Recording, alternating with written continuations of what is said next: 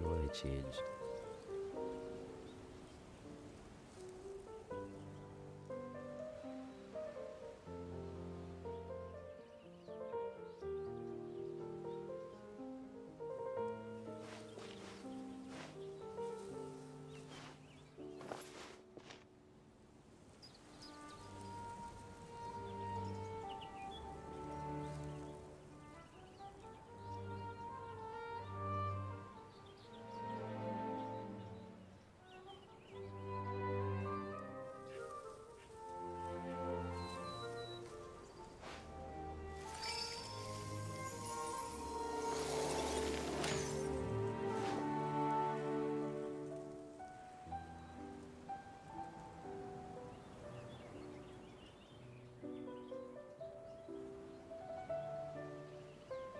You want to learn some Favonia's blade work?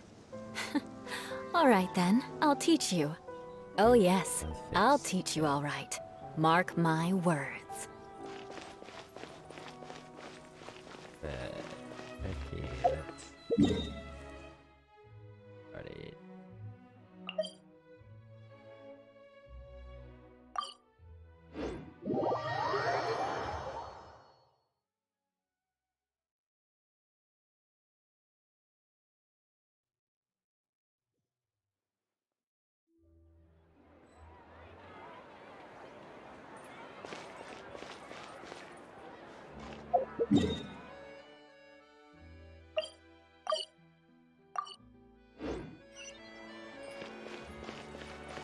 More speed.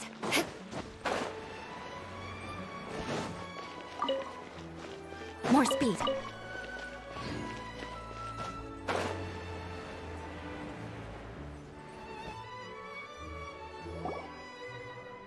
It's right up ahead, but let's make sure we weren't followed first.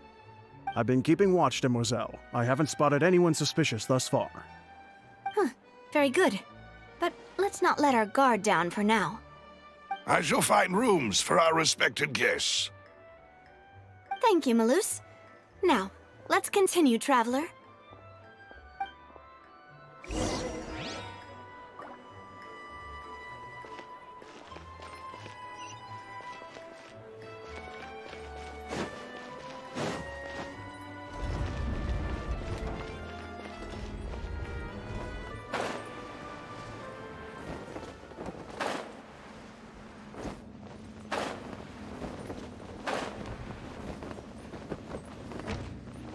Yes, I got my comeuppance. Like, that's so annoying.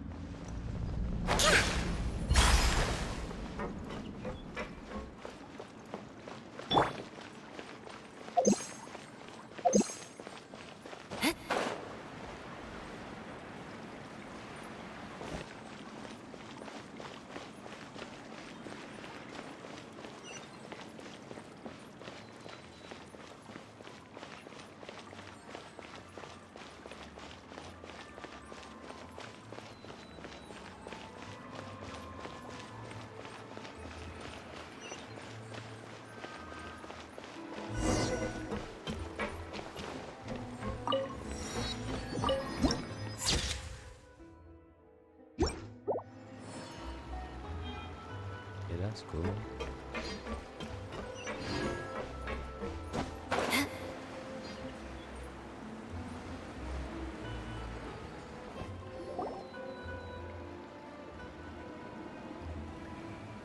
So, this is your base?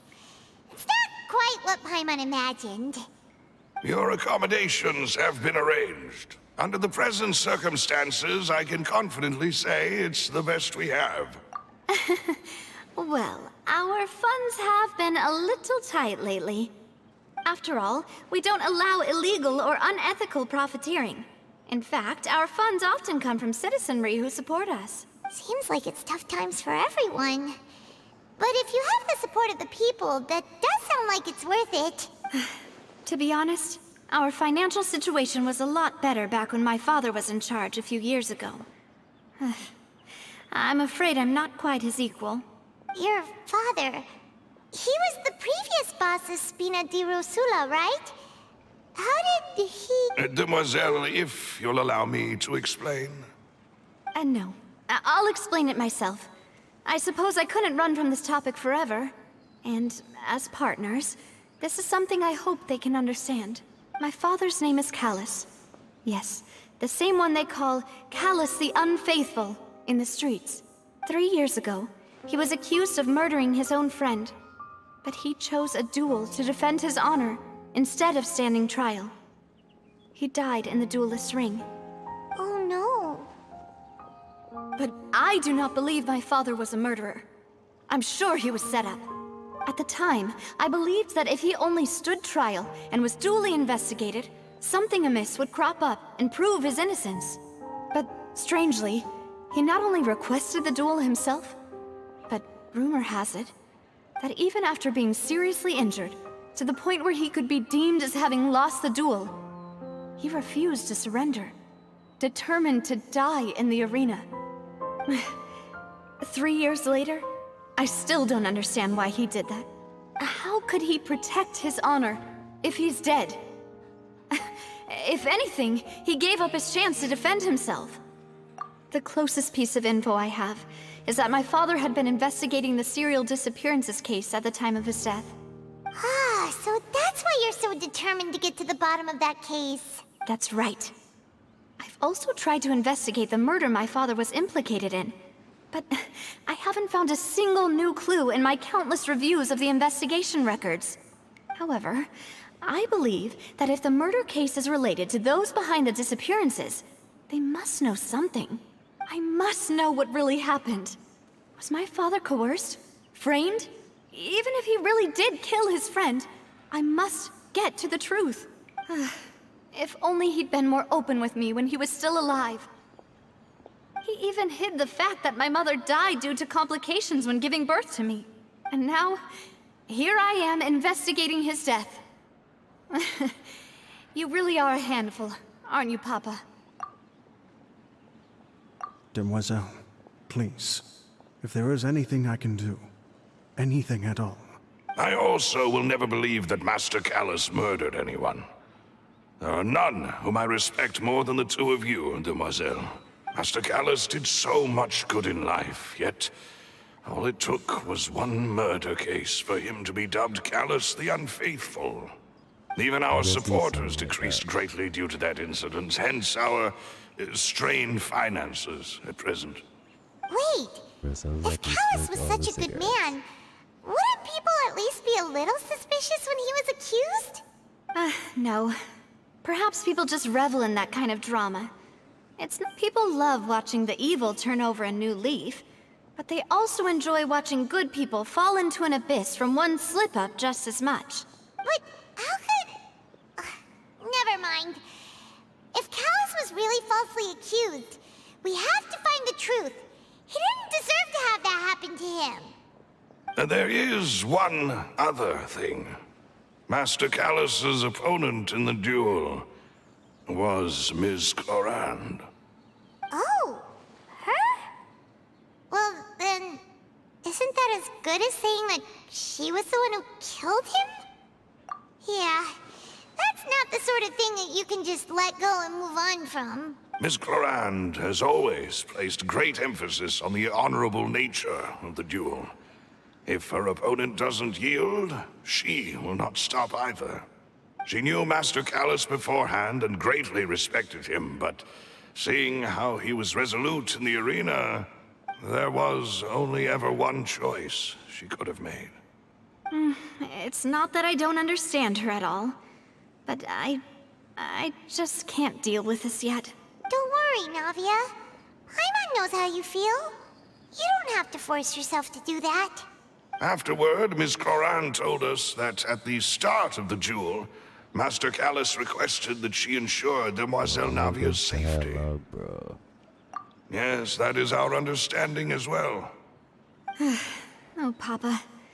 What madness drove you to ask the person who killed you to take care of me? All right, anyway, that's the information I wanted to share with you. Even if it did sound like I was just complaining towards the end. Thanks. You two should go and rest. This was quite a day after all.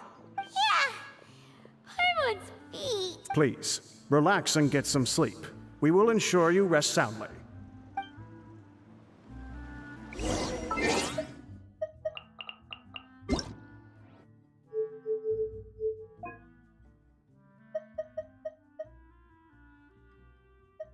Yeah, I think I will be. And that's a lot better. It is my hotel.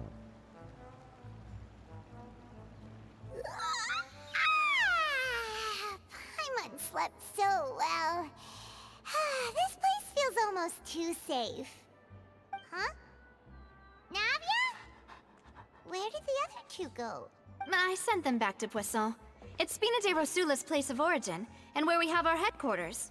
There's not much for them to do here at the moment. Paimon gets the feeling that you're just trying to get them off your back. But never mind that. When did you get back? Were you waiting here the whole time? No, I just returned after going out for a while. I did some investigating yesterday regarding the name Vache. Wait, so you didn't sleep at all? How could I after having such critical new evidence appear? Guess Paimon wasn't speaking for everyone just now, huh? Unfortunately, this name seems to have been wiped from existence. It doesn't seem to have a match anywhere. I suspect that those behind this have already taken steps to hinder an investigation from this angle. But that does prove that this Vache person is a key witness in the incident. Does that mean we're too late, though? No. There is one ray of hope. One place in Fontaine that they would find almost Hi, impossible welcome to threaten. the stream. No matter how much they wanted to. What's up? How's your night And going? that is the archives kept by Chief Justice Neuvillette. A place where detailed files on all the cases in recent years are kept. If the Oceanid you met is one of the young women who went missing recently, we should be able to find some related information there. Good, nice. That's good. So Neuvillette maintains an archive of case files? Whew. Guess that's the hard-working Chief Justice for you. In that case, let's go talk to him, shall we? Aren't you coming along, Navia? Do you Did also you get pay tired? attention? No, it's nothing. Let's go see the Honorable Chief Justice.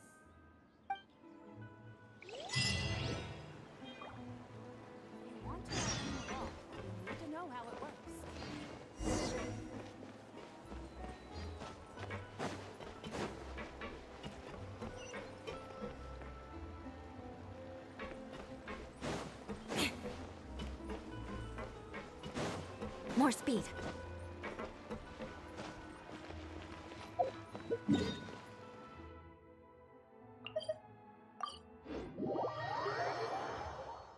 Your AR-54.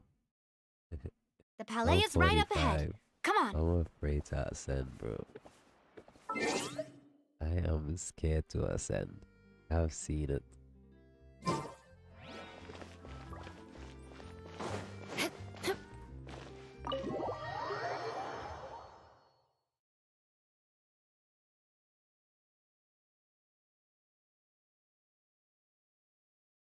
I don't think I'm strong enough to ascend yet.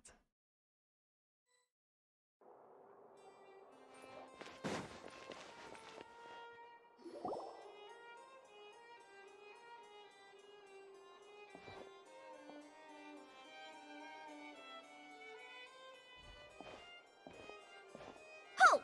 Please state your business here. The Chief Justice is presently occupied with official matters. Huh. This place does look pretty heavily guarded. Guess that proves that Neuvillette's files are really secure. Hey, don't you recognize us? Huh? Who are you? Just to be clear, I don't care who you are or who you might be related to. Our rules make no exceptions. See? They've got great discipline, too. Yep. Paimon can tell. If you're here just to crack jokes, I can point you towards the exit. Unlike some, we're busy, so please leave if you don't have a reason to be here. No. What I meant to say is, shouldn't you remember us from a few days ago? We were at the trial of the great magician Linny. Oh, yes, I remember. I read about it in the Steambird. You must be Linny's attorneys. It's all coming back to me now. We're here today to report and archive some information on a follow-up case. Huh, is that even a Do you thing? used to play on PlayStation? Do you have a PC now? Or do you Of still play course. on PlayStation? Don't worry, we're here on official business. You can trust us. All right then, I'll let you through. The Chief Justice is just inside. Ah, thanks so much.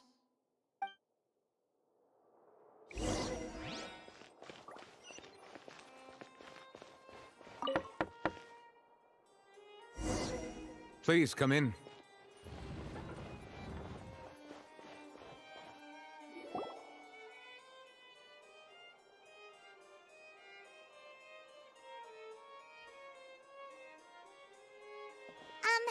Sorry to barge in, Monsieur Nervalet. Oh, you play We mobile. only like to get in because we didn't know any other way.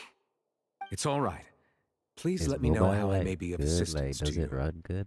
Because I So tried you're it. not mad at us? We're looking for a It's man not called that Vache. bad, but He may have been an eyewitness in the serial FPS disappearances is a case. little If we shaky. can find him, we may be able to unearth some key information on the case. Ah, I see. In that case, please wait here a moment while I browse through the files.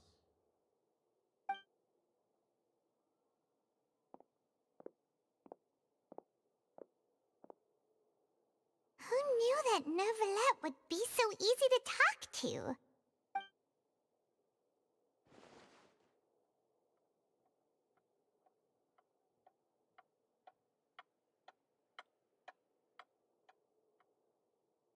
Unfortunately, I'm quite certain that no one by the name of Vache has been involved in any case, criminal or civil, in the past several years. There are no records of him either in the files or in my memory. Traveler, what if it was really just a dream? Is that so? All right then. Thank you so much, Monsieur Neuvillette.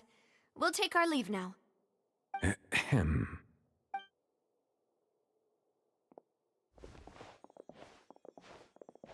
Miss Navia, I can understand how you feel.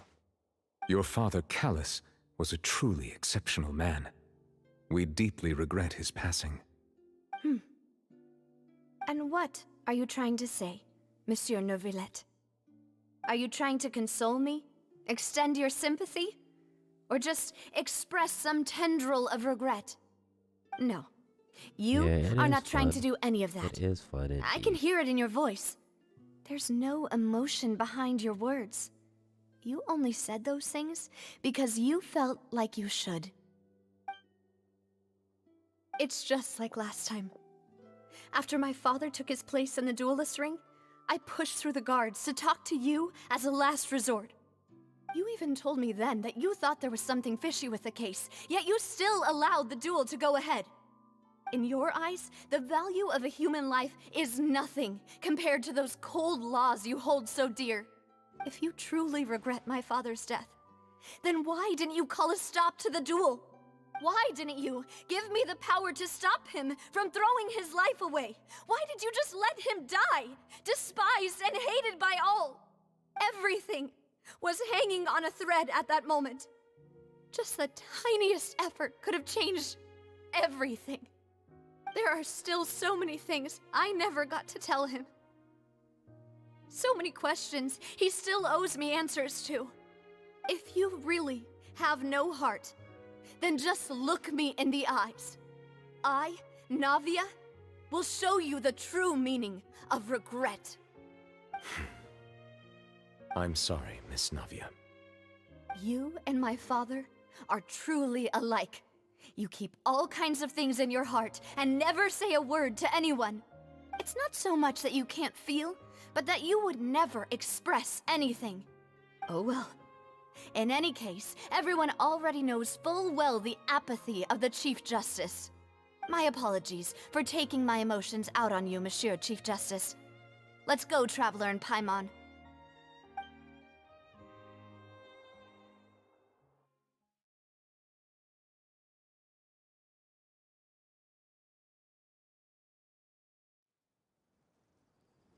was a lot.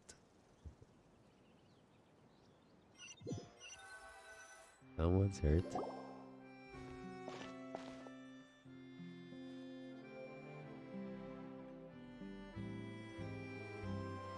Navia, are you You okay? lost a 50-50. Who do you lose to? I'm Who fine. did you get? Hope it You're wasn't right. Mona. Wasn't it still sunny when we Or went into the Jean. building? And there shouldn't be any active trials today. How strange. Now that I think of it, on the day my father was convicted of murder, it was also raining. What is it? Did you think of something? Yeah, he was outside. It was uncovered and the rain could fall there. Why? Do you think the rain could have affected the crime scene? That thought has occurred to us before. We've even expanded the search area to try to account for that, but didn't find anything of value. Oh? Wait. You don't mean... So you're saying that the true murderer could have been turned into water and then got washed away with the rain? Yeah. And if that's what had happened, then no one would have believed your dad, even if he explained what he saw to the authorities. I really think I found a true genius for a partner. You're completely right. How did I not connect the dots earlier? All right, let's go to Poisson. With this new lead in mind, we'll get to the bottom of my father's case for sure. Yeah, we're gonna make progress for sure this time. Do you want to go with me now? Or do you want to head over by yourself later?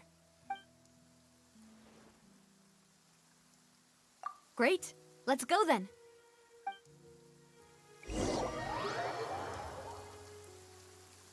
Oh, you forgot his name. Was it Dilu? Visibility What's is that, Barry? excellent. If we head to higher ground, we can do a full recon of enemy activity in the area.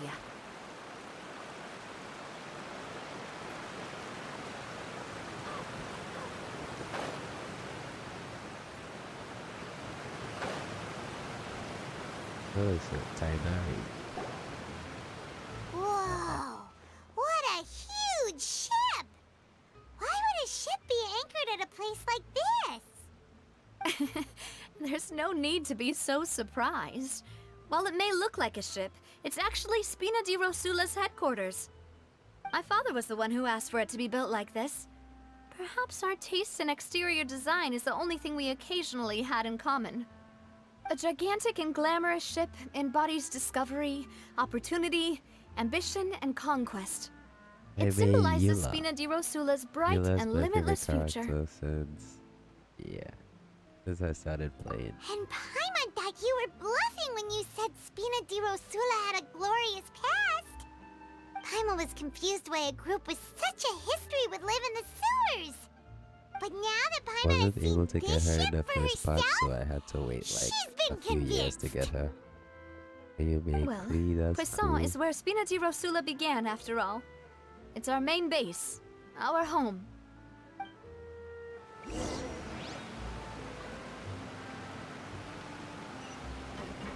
He is like OP. Once you build her right.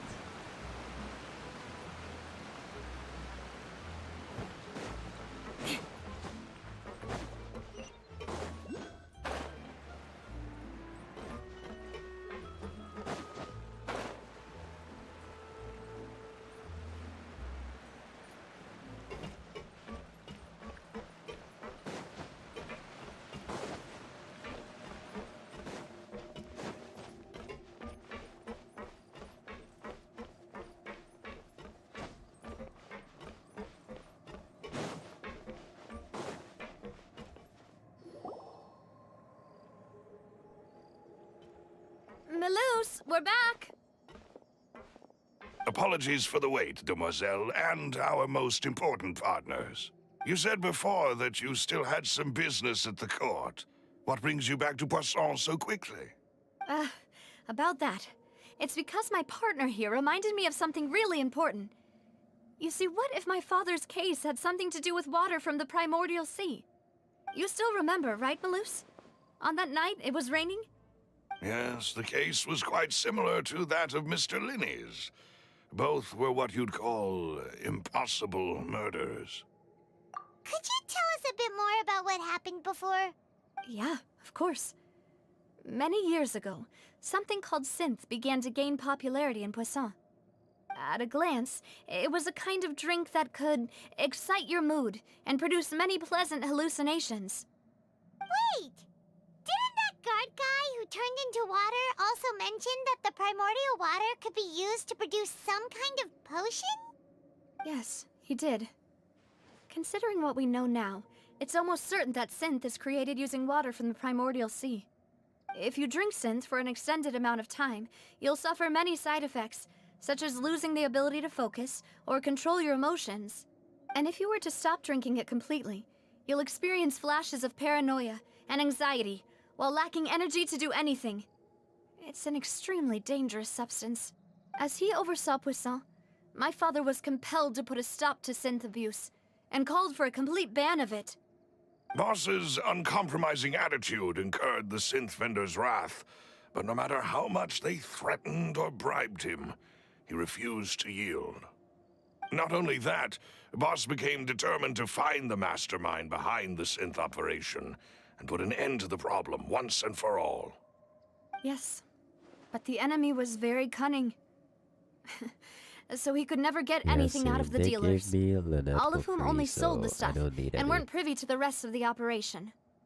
Recognizing that, my father decided to contact the dealers in secret and cultivate personal relationships with them. What's her name? Finally, The name? he was able to convince someone to become his informant. Actual name. The man's name was Jacques. He felt greatly ashamed about his work after seeing many families destroyed by synth I think abuse. she might be playable, so I That might night, go for her. my father hosted a banquet at his countryside estate. He planned to meet up and exchange information with Jacques over some food. But then, we heard 2 gunshots from the courtyard. We raced to the scene and found my father, still holding a gun, and Jacques, who was already dead on the ground. Huh? How did that happen? Aren't they on the same side? Sounds just like Lenny's case, doesn't it? In both cases, the culprit seemed obvious, but neither appeared to have any motive at all. If she's playable, I'm Looking gonna back go on it, for though, her, guaranteed. I now believe the most important clue was something we all overlooked at the time.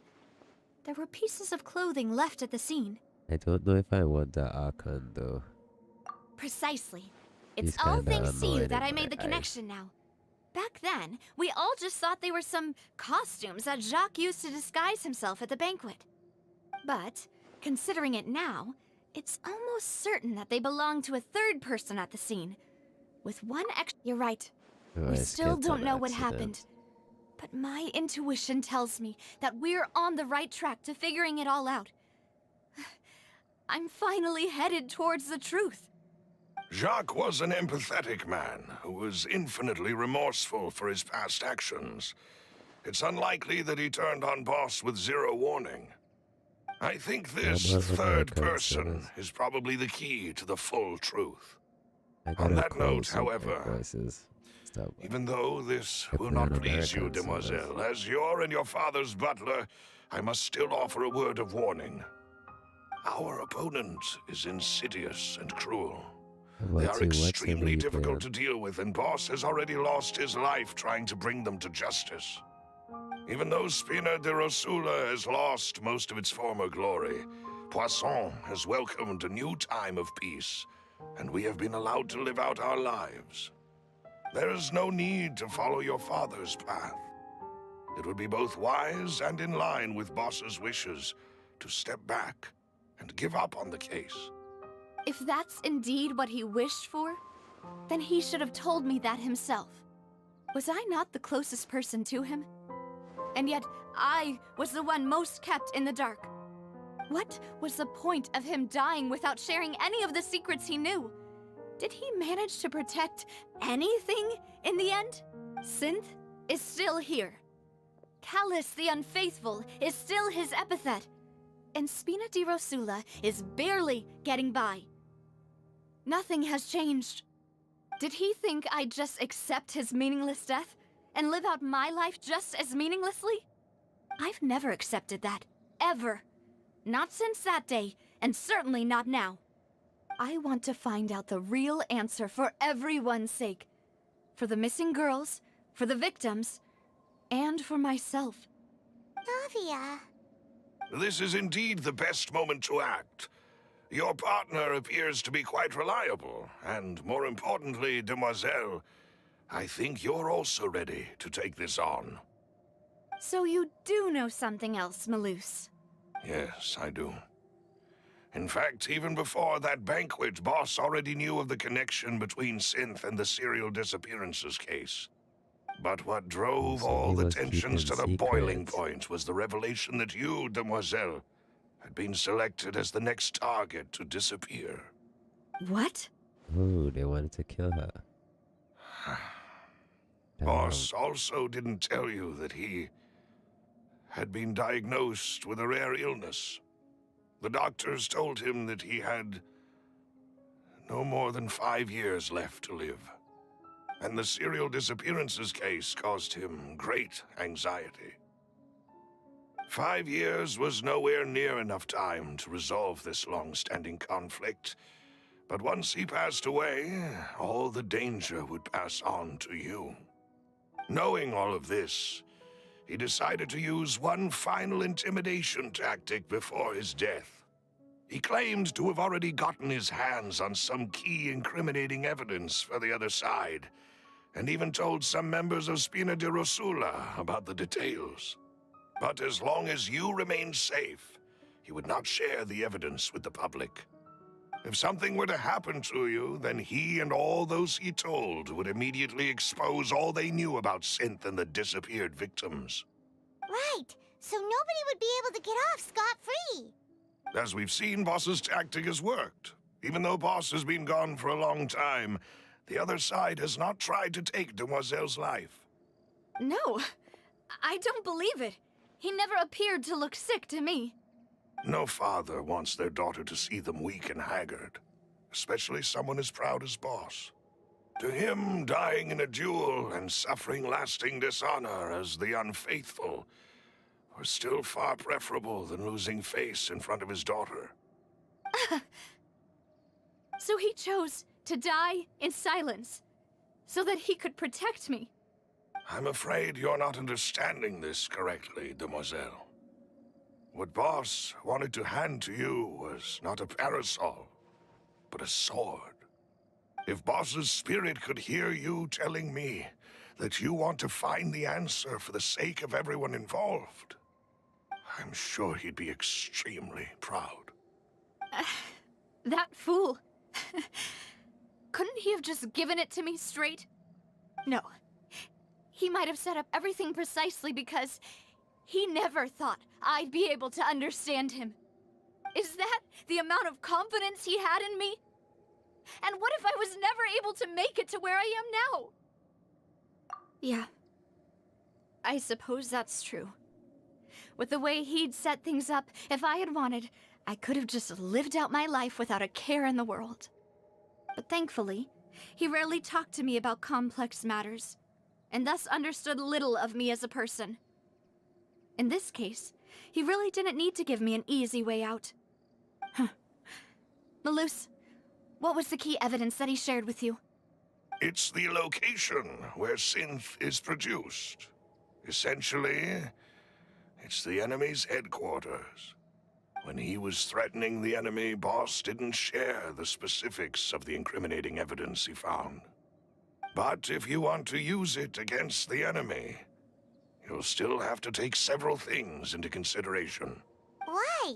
If we know where the place is, can't we just go storming in? You mustn't forget that we're fighting against a mysterious and dangerous organization that's been in operation for decades. There's no telling what might be lying in wait at their headquarters. We also have no idea what kind of evidence we may be able to find inside, nor what people we may be able to capture. But a single visit to their headquarters would be tantamount to a formal declaration of war. The worst case would be that we leave empty-handed, but also open ourselves up to full retaliation. Then, in that case, Why not work with the Fontaine authorities? Well, you saw one of them dissolve during Mr. Linney's case. We have no idea just how thoroughly they may have been infiltrated. That's true. Seems my father really had no choice. But things are different now. It should be a lot easier to prove the other side's guilt, now that we've connected Synth with the disappearances case. You sound like you've put a lot of thought into this, Maloose. I am the butler, after all. I live but to serve the boss and Demoiselle's will. I've always been willing to take on any kind of risk for your sake. But considering my relative lack of ability, I've spent my time keeping secrets, performing basic investigations, and waiting for the right time to come. Thank you for all of that, Maloose. Have you discovered anything new in the past few years? Let me think. One conclusion I came to was that the enemy must be quite familiar with Spina di Rosula, or at least have an informant planted here. When I announced orders to the organization's members on Demoiselle's behalf, I used to deliberately keep a few people in the dark and observe the reactions of the synth vendors. If the vendors didn't change their plans, then the individuals informed of our orders must be innocent. If the vendors packed up and fled, however, then someone must have given them the news. After several rounds of testing and investigative tracing, I've narrowed the suspect list down to 3 people. The first is Florent, Spina di Rosula's senior advisor. Huh? Florent? Yes, surprising, isn't it? He was one of the people Boss trusted the most, which also means that he was someone who understood Boss really well. Thanks to his position within Boss's innermost circle, he always knew our upcoming plans and could thus avoid capture this whole time. There's someone else like him too. Marcel, the head of Confrérie of Cabrières. Uncle Marcel. It's a guild in Poisson. Boss helped it to grow to its current size and prominence. In the beginning, they were only reselling some daily goods, but now they're one of the richest guilds around, with a lot of business connections in the city. So, they're like a sister organization of Spina di Rosula? Yes, you can say that. When we were fighting against the synth dealers, they provided us with plenty of support. It's a bit difficult to imagine someone using their own money to hunt down themselves. The final suspect is Thierry, the man responsible for coordinating information between Spina di Rosula and the guards. Although the guards mostly leave us to our own devices, there are still many activities we have to report to the local authorities. Since Thierry is always in the know about our current activities, he could theoretically always plan one step ahead. I see.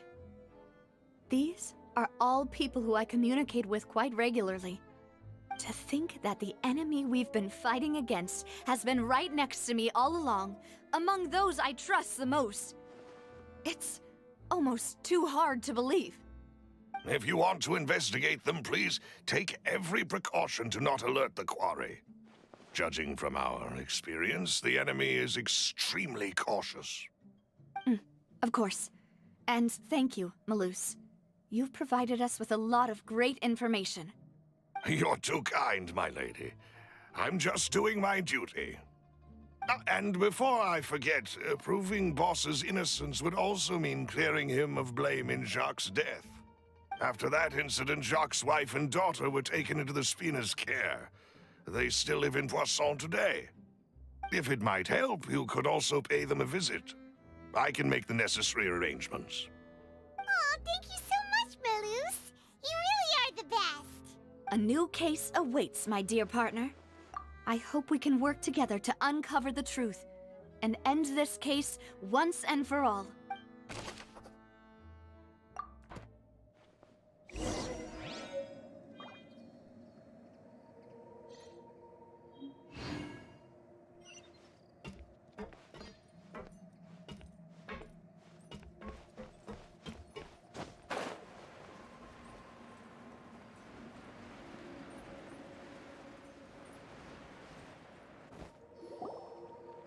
It is settled then. Please excuse me, and enjoy your conversation at Okay, your I'll leisure. add you. Thank you for arranging everything for us, Malus. Excuse me, miss. Do you need anything from us? Hey, Navia's all quiet. This isn't like her at all. I'm sorry that I only came to visit after all this time. After what happened, I didn't know how I was supposed to face the two of you. Ah, if it's about that, there's no need to apologize. After my husband died, Spina di Rusula sent us a lot of mora and support.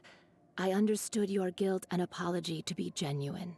But aren't all of those things nothing compared to the loss of Jacques? I can understand the kind of pain that comes with losing a father so needlessly. You don't understand at all. I didn't know how to face you, because I didn't know what I could possibly bring as a consolation gift. I know only the full truth could bring closure to you. And to all of us. I'm sorry. I appreciate the sentiment, but you don't have to carry all that guilt. On the matter regarding my husband, my daughter and I have more or less found our answer already. Would you mind sharing it with me? I really can't believe that my father could ever bring himself to shoot Jacques. I always knew that my husband's money was earned through others' suffering. He told me countless times that if he could turn back the clock, he would never go into the synth business again. He had many regrets, and felt that he took the idea of providing for his family too literally. For the longest time, he thought Mora was everything. So when Mr. Callis came to him with a proposal, he Yeah, she got accepted nice it eyes. almost immediately. He tried to be as careful as he could, but even so, he was still found out by the higher-ups. They found out about his betrayal? Papa didn't say that exactly, but Papa did tell me that I should never be ungrateful. Before he left that day, he told me that he had no choice. It was only later that I realized it was his final farewell to the two of us. I don't know that for sure, but you could say that's the conclusion I eventually came to. Which is why I'm the one who should feel guilty. Callis had always taken great care of us, both when he was still alive and after he passed away. Even if he fired the shot that killed my husband, it was likely in self-defense. It is impossible for me to hate him for what he had done. But Mama, why is Papa still the bad guy if he did the right thing? Papa always wanted to be a good man, so why did he have to do a bad thing in the end? Well, things aren't always as they seem. You still feel like your papa was a good man, right? Yeah, Papa was a really good man. The best in the whole world. Then you should hold on to that. If a good man had to do a bad thing, then he must have had his reasons. Regardless of whether he left you a parasol or a sword. He must have done so to give you a better life. Oh. Thank you for everything you've told me. I will definitely find the truth. The current state of things is not something I'm willing to just sit back and accept. Thank you. I'm very grateful to hear this from you. Even though your personality is quite different from your father's, your determination when you speak is really similar. You really think so? That's the first time anyone said that to me.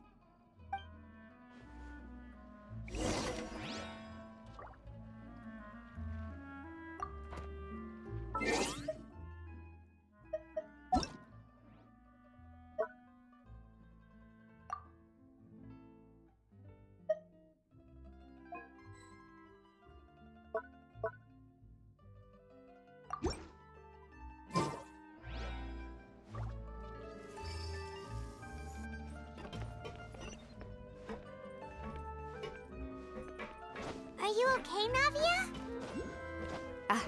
I'm fine. Don't worry. Let's investigate the 3 suspects next. I am so dumb, bro. Why did I jump off?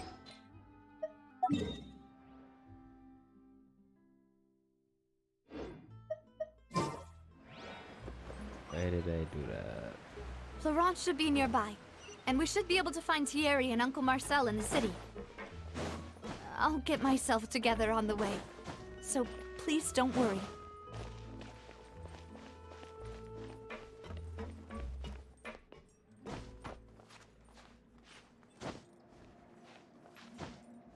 Not that high up.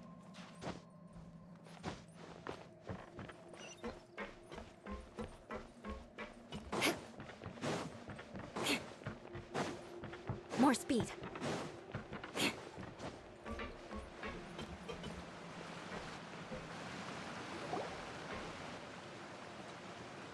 Greetings, boss. How may I be of assistance today?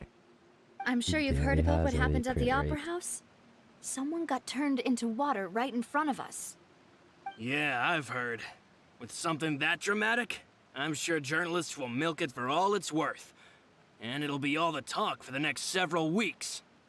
It also reminded me, on the day that the incident happened with my father, it was raining outside, and we found some clothes left at the scene. After my partner here put the dots together for me, I feel like we should try to reopen his case. Can you do me a favor and try to recall what happened that night? Let me think. Mr. Callis was feeling pretty upbeat that day. So he was drinking and bantering away with us at the table. After that, he told us that he wanted to go get some fresh air. So we let him go without thinking much of it. Who knew that we would hear 2 gunshots ring out right after? My first reaction was that Mr. Callis's life was in danger. So I grabbed my holster and made a mad dash toward the scene. But when I got there, it was already too late. Mr. Callis was standing over a dead body with a gun in his hands. All we could do was look back and forth at each other, not knowing what to say. So you also remember 2 gunshots then? Indeed. The guard said that the first shot didn't hit anyone, while the second killed Jacques. But I've never really bought that explanation.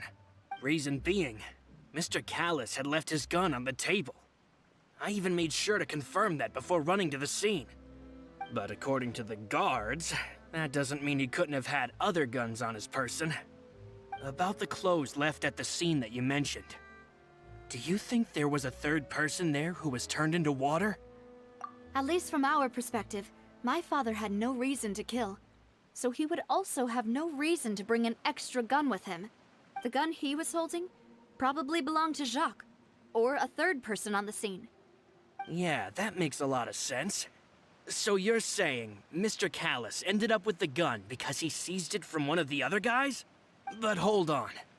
If that's what had happened, then why didn't he share the truth with any of us?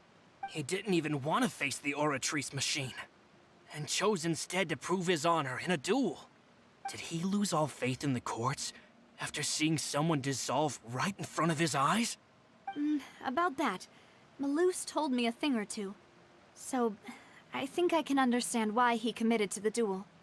I'll tell you everything once the whole truth has been revealed. I understand. Then I'll leave Mr. Callis's honor in your hands, boss. And if I may just say one more thing. The whole Callis the Unfaithful epithet has been a thorn in my side since the day it was invented. Many people have laughed at me for still calling him Mr. Callis, even after so many years have passed. But it was Mr. Callis's trust that allowed me to rise through the ranks of Spina di Rosula and live the life I lead today. No matter what others might say, he'll always be the man I respect the most. And he'll always be my boss. Don't worry. I will definitely find the truth. You and all our other comrades at the Spina deserve to know the truth as well.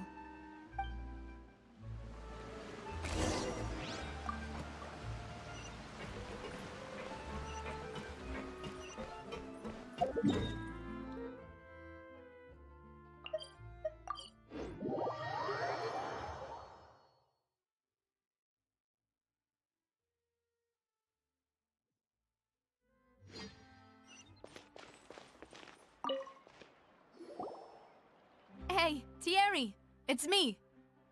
Oh, now, what brings you here, Miss Navia? I've heard that you made quite the name for yourself at the Opera House. Oh, so you've caught news of that already.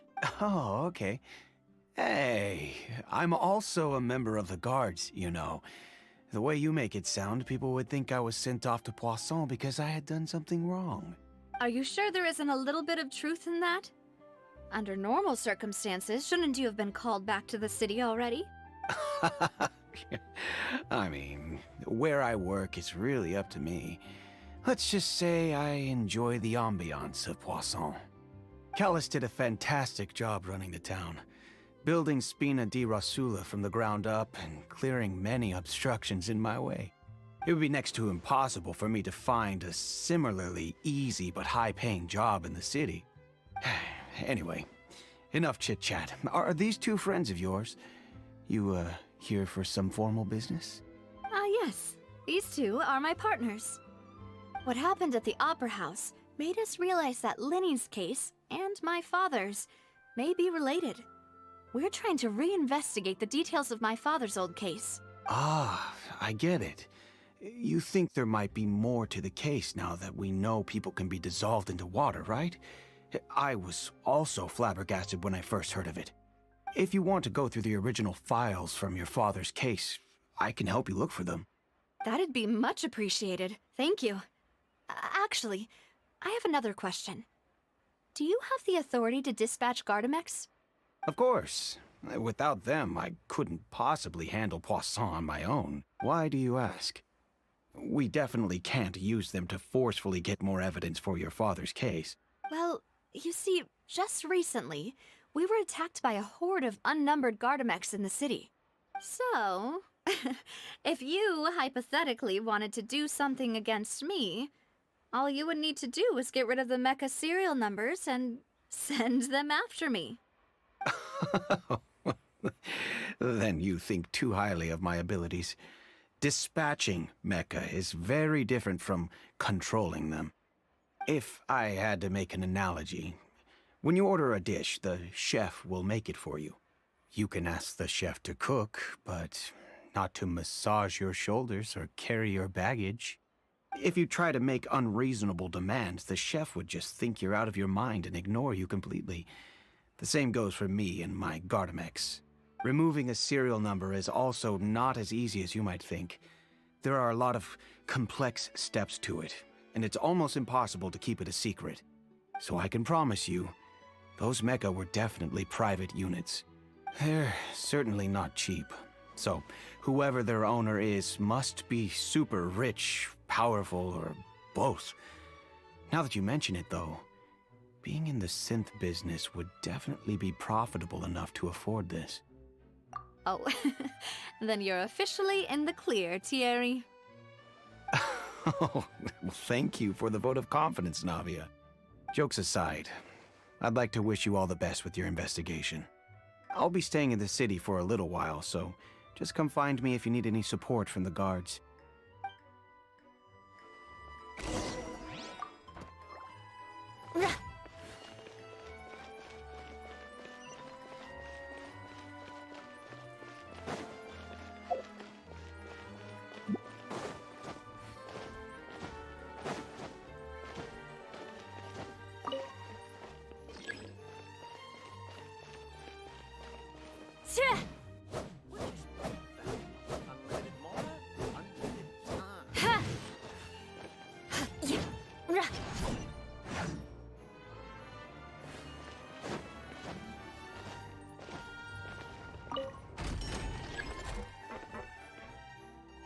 Wait, where do I go?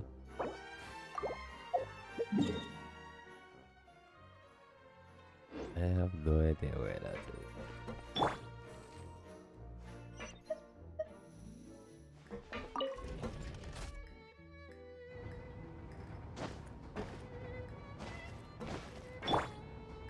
Allow me.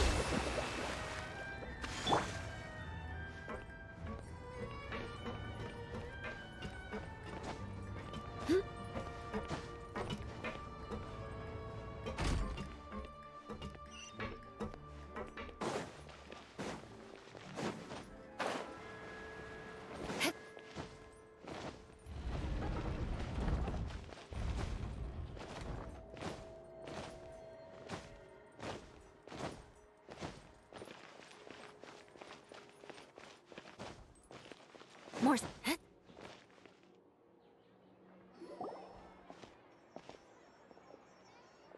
Hello. How may I help you? I'm here to see Marcel. Could you please let him know? You can just say Navia's looking for him. Sure. I will let him know right away.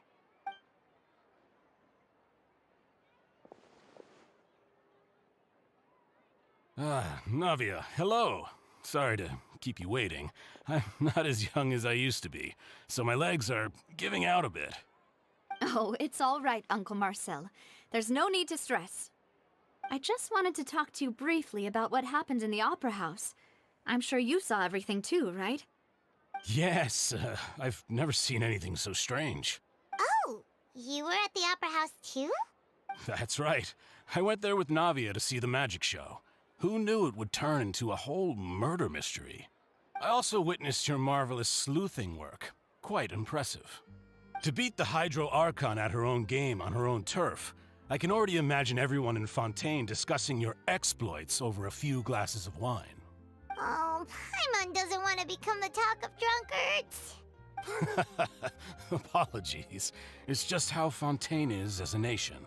Everyone loves drama and theatrics. Uncle Marcel, you've also noticed that other thing, right? The fact that humans can dissolve in water? Yes, I was reminded of your father's case right away. Is that what you're investigating now? Exactly. I still don't have much solid proof, but I can sense that the other side has already begun to act. Oh, and what makes you say that? We were attacked on Araneus by some unnumbered Gardamex. And there was also an attempt to get me to drink water from the primordial sea. If not for the vigilance of my partner, I probably wouldn't even be here talking to you right now. Oh, you're giving us too much credit. Wasn't it you who protected us? Alas, it seems things are heating up again. The peace that Callus sought so dearly will soon become a thing of the past. But rest assured, Navia, Poisson will always remain a safe haven for you. If you're scared, you can always return there.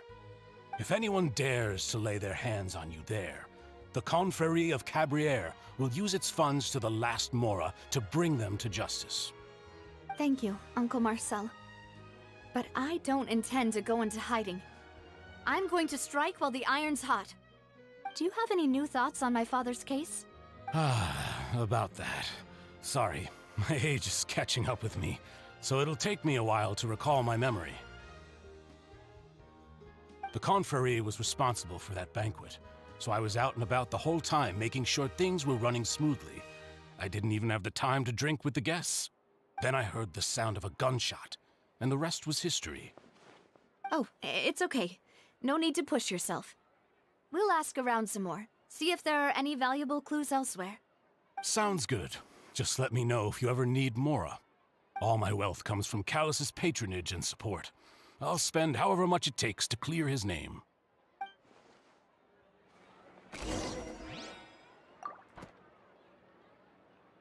Yeah, that's she only heard one gunshot. This can work. I'll just treat them as new samples. And the other guys heard too.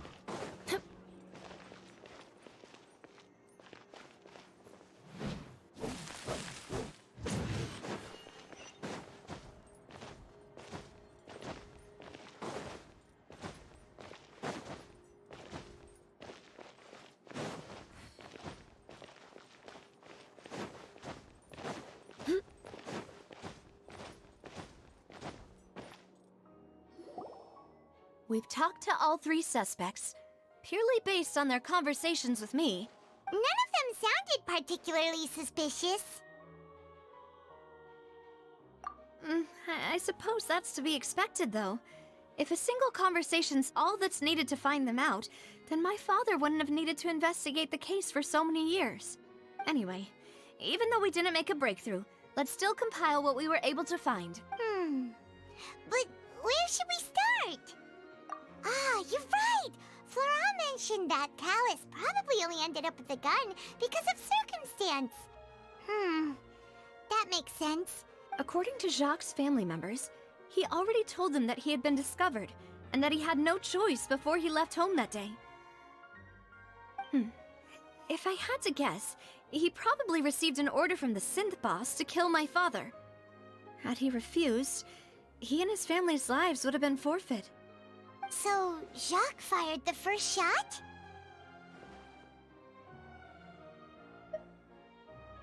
Oh? And why is that?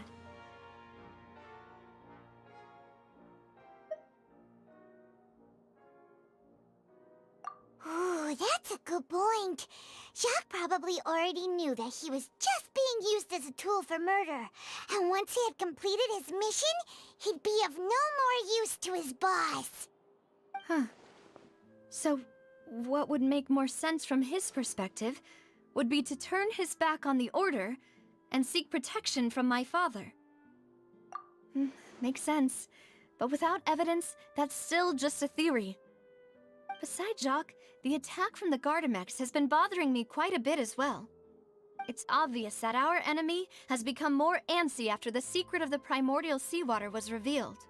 Do you think he knew, even then, that we'd follow this lead to the end? Given everything that's happened since, it's quite possible. But who among the 3 suspects would have the ability to control privately owned Gardamex?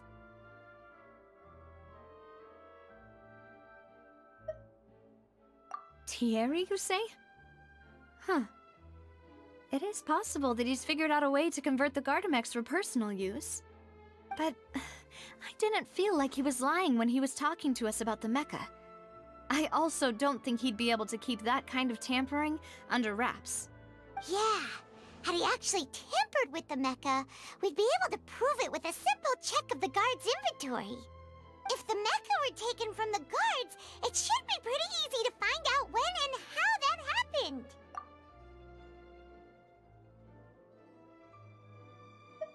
Uncle Marcel? My father did really trust him. And they worked together on a large number of projects. Maybe that's how he got to know Jacques. And with funds from the Confrérie, he could also afford a large number of Gardamex. It's still really hard for me to imagine, though. After all, Uncle Marcel has been around since I was just a child. Also, wouldn't this mean he has been spending a whole lot of mora and energy to fight his own synth business? Florent? It is true that he was closest to my father, and thus had the best chance of learning about his dealings with Jacques. But as Spina di Rosula's advisor, his work mostly deals with personnel and security, so he shouldn't have much means when it comes to finances. So you're saying he's too broke to afford a mecha army? Exactly. He can't. And even if he could, I don't think he would be able to dispatch a whole group so quickly. Who could it be?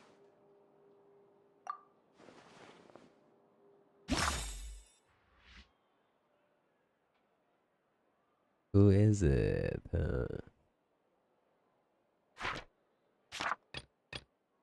I think it's the one who could afford it.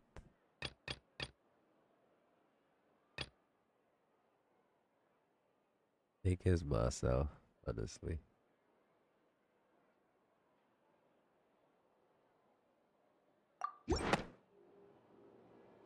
You know, if you think everything through, Uncle Marcel is indeed the most suspicious of them all. Could we be missing other suspects? Malus didn't know about the people turning into water thing when he narrowed it down to these 3, did he? Malus has always been very reliable, and his judgment of others' trustworthiness has been fair and well considered. When he laid out his case for the 3, the rationale he gave me made a lot of sense as well. The suspect is knowledgeable about the Spina's internal affairs, has the means to dispatch Mecha to assassinate us, and possesses significant intellect and foresight. Even if I don't want to believe it, I'm starting to see how things could all tie back to Uncle Marcel. Well, we still have another trump card on top of all the theorizing and speculating. Yes, Malus did say that charging straight in there would be extremely risky. But we don't have any other options right now. We need far more solid proof before we can hope to go charging in on our enemy. Navia, here you are. Oh, I've been looking for you. Huh? aren't you the guy from the guards? Did something happen? Yeah. News came from Irenaeus just after you left. We've got another trial on our hands. Wasn't that place built specifically for holding trials? What's so newsworthy about this one? I know. But they said the person they're putting on trial is a Fatui harbinger called Tartaglia. Wait. Ain't no way child get caught up. What? That is Is crazy. that someone you know? Yeah, we know him. Maybe even a little too well. Well, he's been accused of being the true culprit behind the serial disappearances case. Yeah, that's It's it, absurd, don't you think? Wait, how? None of our investigations have had anything to do with him. That's what I thought was strange about it, so I came to tell you the news right away. If the charge against him stands, then it'll be next to impossible to get the guards to support any of our planned investigations. Right. Because they'll think they've already found the culprit. Yeah. And it'll be a lot harder then to clear Mr. Callus's name. I understand. Well, partner, what do you think we should do? We still haven't found any conclusive evidence. Huh? Split up? What do you mean? Just as expected of my partner. Since this is a trial about the serial disappearances case, the culprit's attention will be focused on Irenaeus, leaving his home base wide open. You're right. This is our best opportunity. All right then, let's do this. I'll stall them at the Opera House and charge Marcel as the true culprit. I won't have any chance of making that charge stick, though, unless we find more evidence. It'll be up to you to make it back in time and hand the decisive evidence to me. We'll help you, just like you helped us in Linny's trial. Demoiselle, please allow us to accompany you. I'm ready. Ah, Malou, Silver, when did you two get here? We heard that you'll be leaving Poisson and figured that you might require our assistance. It's our hope that your confidence will be bolstered with the two of us by your side. Thank you so much. Then, let's make haste for Irenaeus. Paimon, Traveler, I'll see you at the Opera House. See you then!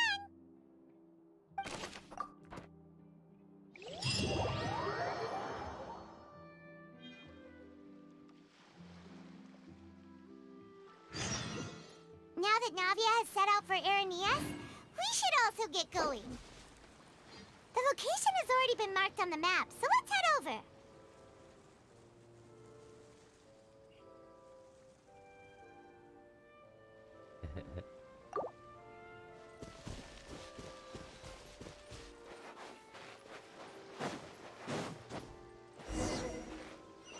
Huh.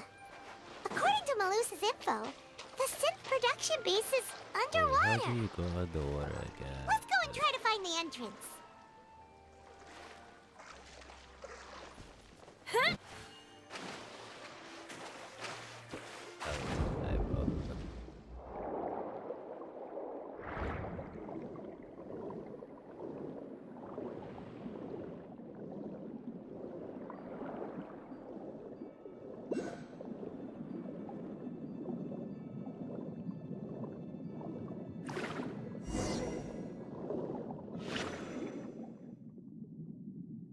Finally found it! Huh. So this is the entrance that leads to the synth production base. It sure does... Ah, you're right.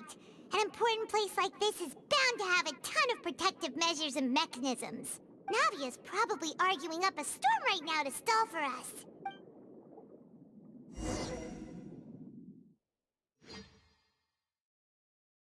Save child.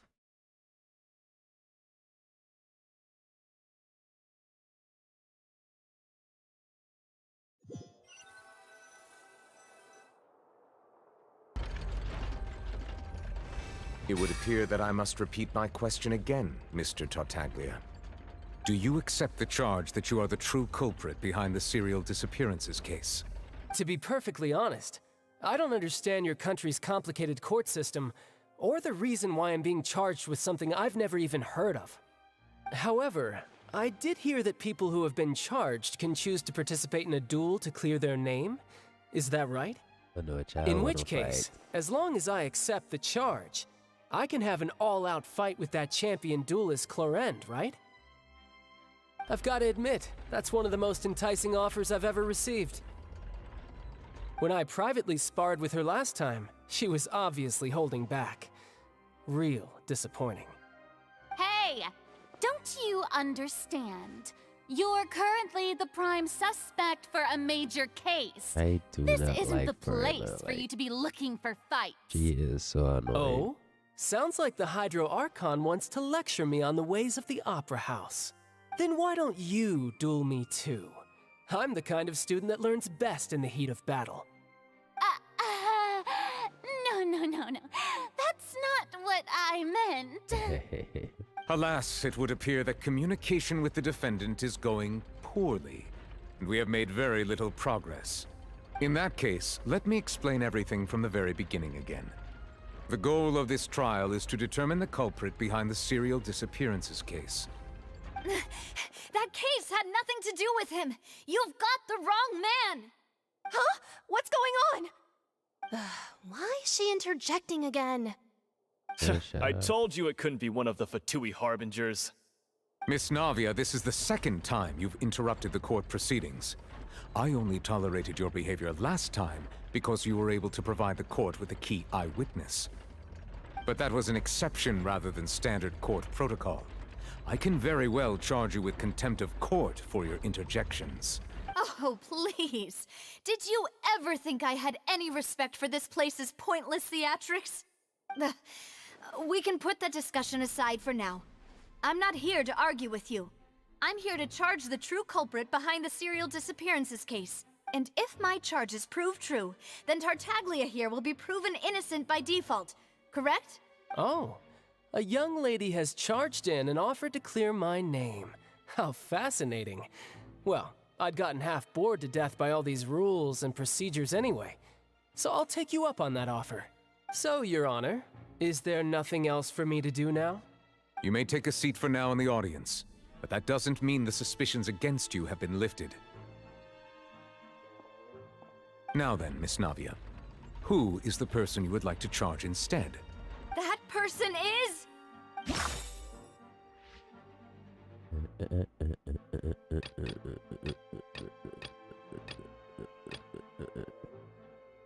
So we go with Marcel, right? Yeah. Here goes nothing. Marcel, the head of Confrérie of Cabrières! Huh? What confrérie? Never heard of them in my life. I've heard of them, but weren't they Spina di Rosula's sister organization? Oh, is this going to be a friends to enemies type situation? Please let me remind you, Miss Navia, that charging someone is an incredibly serious matter. Committing to the charge also means taking on the legal responsibilities associated with it. And if the charge fails, depending on the circumstances, you may also be charged with the crime of making a false accusation. So knowing this, do you still wish to charge this man? When we first came in this city? Yes, I do. In that case, I declare the charge to be valid. Miss Navia and attorneys, please take your places on the court. Members of the guards, please contact Mr. Marcel right away so that he may stand trial.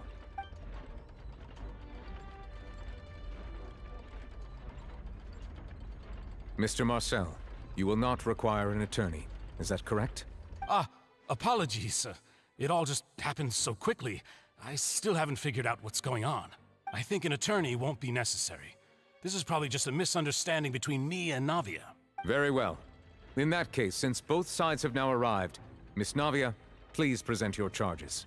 I would like to take everyone back to 3 years ago, to the case of Callus the Unfaithful. Only through elucidating what really happened in that case can we connect all the dots for the serial disappearances case. Navia, do you really think that I was the one who killed your father? Come on, why would I do that? Callus was my benefactor, and remember both you and I only ran to the scene when we heard the sound of a gun. If that's enough to make me a suspect, wouldn't that make everyone at that banquet a suspect as well? I think there's no point in getting into the specifics right now. The audience doesn't even have the big picture yet. Even I'm struggling to remember some details of that case. Exactly correct, Your Honor. I must refresh everyone's memory about that case before I can explain my charge and reasoning. I see.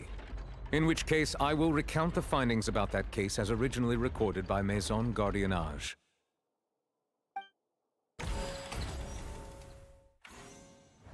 On the day of the murder, Spina di Rosula hosted a large banquet in a countryside estate owned by the Confrérie of Cabrières.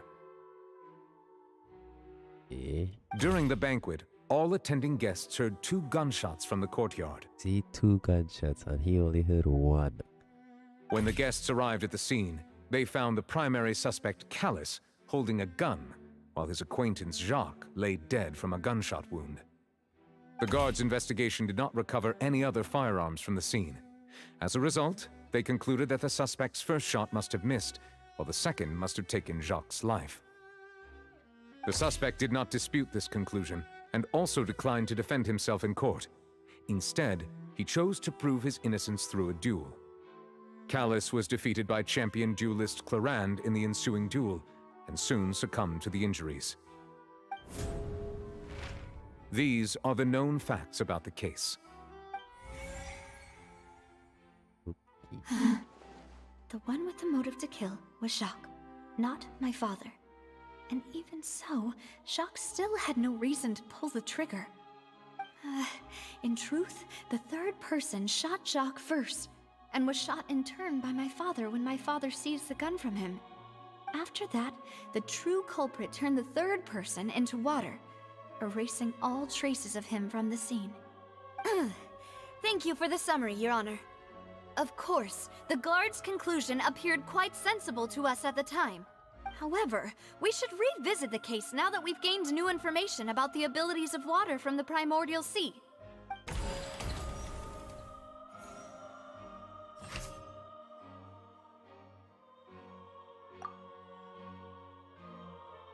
Wait, what?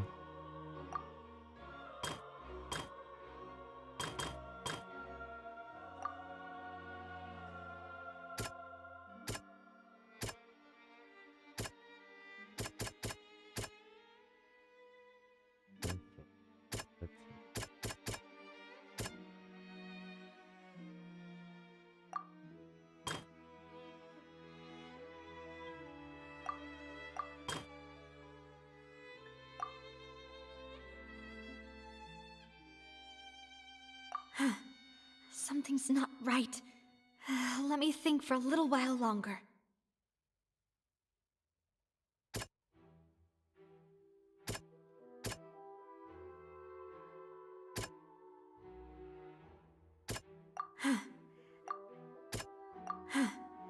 Yeah, I am just not good at this. So there is nothing wrong with this. Okay.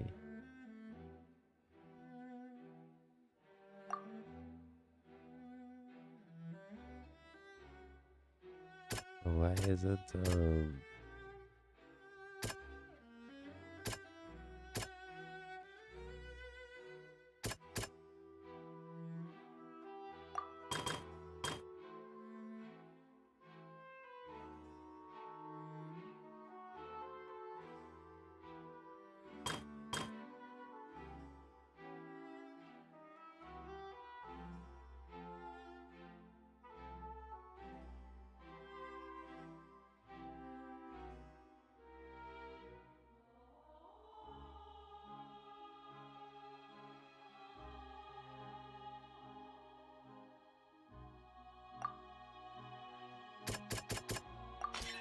A pile of clothing was found at the scene.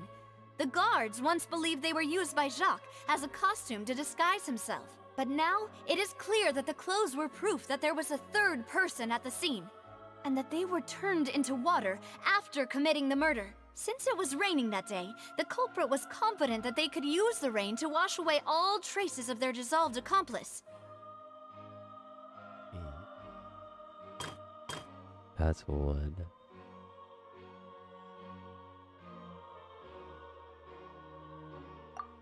And this one will be Clarence. Nope. Something's not right. He said that Carlos didn't bring a gun. Yeah.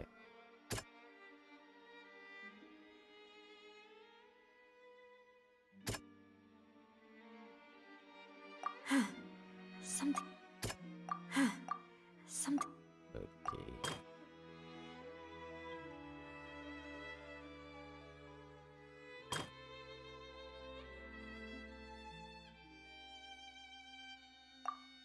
But this one could be the self-defense one.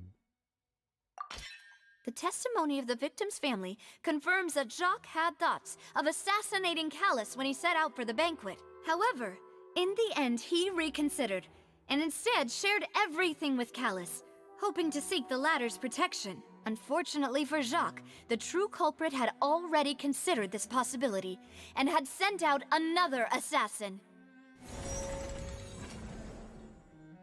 Hey.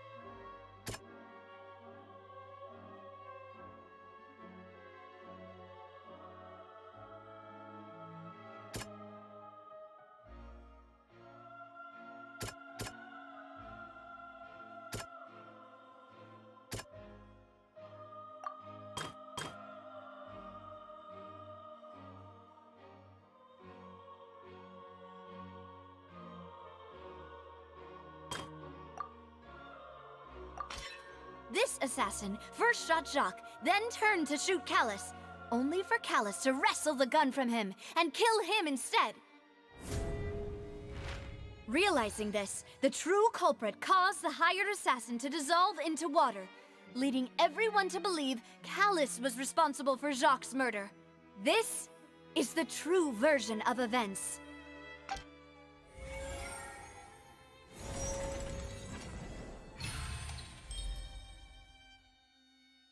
Hey. Ah, so that's what happened.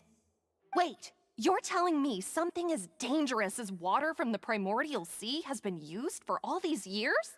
Yes, sir. What a great theory. It also explains Callus's and Jacques' respective motives. I guess they didn't shoot each other after all. Mr. Marcel, you are the one being charged with the crime. Exactly. You should provide a rebuttal if you wish to prove your innocence. Ah, but I think I agree with everything Navia just said. In fact, there was nothing in her speech that directly implicated me. Then, may I ask some questions? In my opinion, we primarily need to determine two things. One, do you have the evidence to back up your claims? I'm afraid not. At least not at this very moment. Boo! If you don't have any evidence, you should just go home! Bruh, shut up. I may not have the evidence with me, but I know where I could go to collect it. If we look up the deserted clothes against a record of people who went missing around the same time, we should be able to find a match.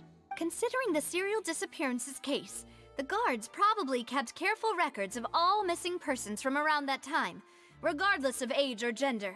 That makes sense to me. Monsieur Neuvillette, I would consider this to be a reasonable investigative direction. Why do I feel like Farina's acting a little differently today? Maybe she's scared of embarrassing herself again? Alternatively, she's become more diligent after charging an innocent citizen in the last trial. My second question has to do with the ensuing duel. If the truth is indeed as you described, then why didn't Mr. Callus explain himself in court? If he had testified that a person had been dissolved, he could have at least mounted a defense. I've thought about this too, Hesitate, and the nobody answer knew is about that actually long pretty time. simple. He felt there were things that were more important to him. The dissolving power of water from the primordial sea is an important secret for the true culprit of the serial disappearances case. My father could have exposed it for all to see, but he chose to take it to the grave. At that time, Spina di Rosula was in dire straits, and his reputation had already been shattered. He had no guarantee that going forward with the truth would allow the culprit to be brought to justice. What was certain, however, was that it would paint a gigantic target on my back. Boss once told me that Demoiselle had already been selected as the next target of the serial disappearances case. What? If the secret had gotten out, the culprit would have fought an all-out war with Espina right there and then. I wouldn't have been the only one in danger. All of us would have stood to lose our lives. Of course, the guards might eventually figure out the truth of the matter and determine that we were in the right. But what good would that do? How can a hollow verdict protect anyone? Had this opera house ever given my father any kind of confidence in its brand of justice, Spina di Rosula would have had no reason to exist. But by staying silent, we retained the ability to deter our opponents and continue the stalemate. I was able to become Spina di Rosula's president, which made me harder to target, as well as giving me more time to grow and learn. And once I have figured out the truth and stepped up to the challenge, I will do what this opera house cannot, and restore my father's truth and honor back to him. So, you mean to say, your father intended to die in the duelist's ring? That's right. Do you have any proof? Of course. All you need is to ask his opponent, Clarand. I don't need your apology, your guilt, or your support from the shadows. You don't have to do anything for my sake. But since he entrusted his will to you, Clarand, you should tell us the truth about his sacrifice. So, during the duel, did you believe that Callus was intending to die? Yes, I did. As a champion duelist, so I've fought many baddie. battles and taken a countless number of dishonored lives. In my line of work, I've seen all kinds of people give their all for the faintest hope to continue living. Some were determined, others passionate, and some even manic and twisted. Just one look and I can tell if a duelist is hoping to live or if they're looking to die. I hereby swear on my name and honor as a champion duelist that Mr. Callus never intended to leave the ring alive.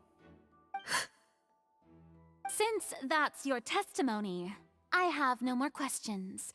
It appears there really are good grounds to reopen this case. I concur. However, Miss Navia, you still have not explained the link between your father's case and the serial disappearances case. Right? What she said was fascinating, but kind of beside the point. Wait, weren't they just talking about the serial disappearances case? Exactly. Of course, Your Honor. Listen. The two cases are connected via a matter of timing. In my father's case, the culprit intended to kill both Jacques and Callus. As a result, they planned to act after hearing 2 gunshots. And at the end of Linny's trial, the culprit also only dissolved the victim in front of everyone because they realized they were at risk of being identified. The culprit could only time their actions so precisely if they were already at the scene. Coincidentally, Marcel attended both the banquet and the trial. So that's why you suspected me. Even after hearing your reasoning, I still can't help but find it a little preposterous. I'm used to it, though. You've always been an impulsive and sentimental child, Navia. It's one of your most endearing traits. No need to appeal to pathos. I won't try to refute your points one by one, but even if everything you just said was true, Can you prove that I was the only person present at both events? On top of that, does a person have to be physically present to control the timing? Can't someone remotely monitor the place? Know what she can say to that. I know that even with that, you might still think you can reduce the list of suspects with some further investigations until I'm the only one left on the list. Alas, who won't feel at least a little hurt by an accusation of murder from a girl you see as your own daughter? But if I were to dismiss this completely, you'd also think I'm not being considerate of your feelings. Ah well, let Uncle Marcel teach you another lesson. Do you know what the biggest flaw in your reasoning is? I suppose you're gonna tell me anyways.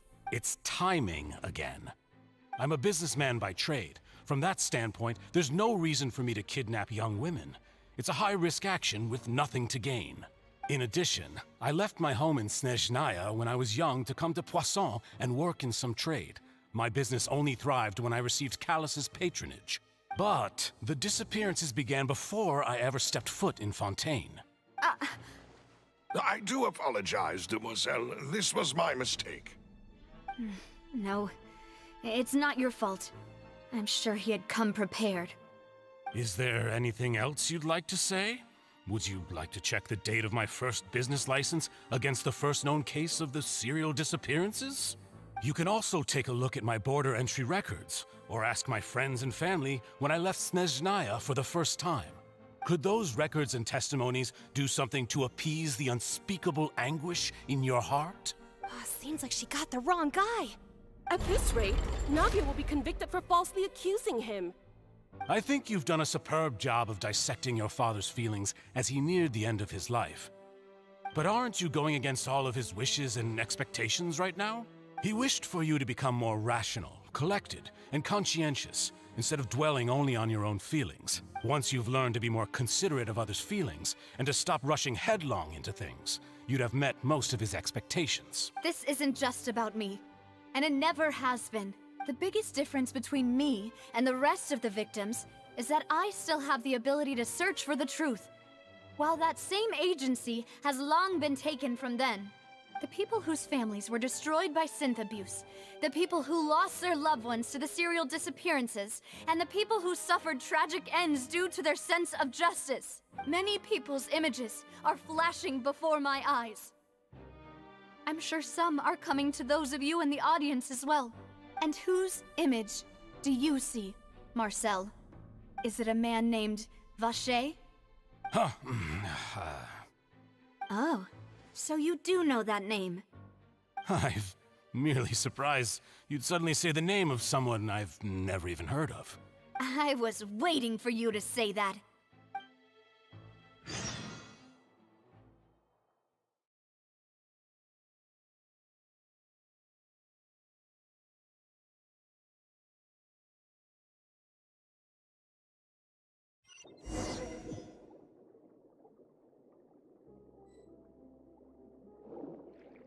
We still have to do this.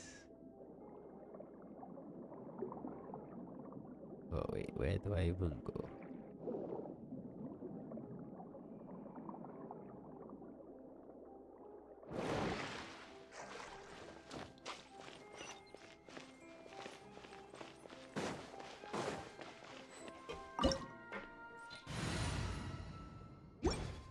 Oh, that is cool. Hey guys.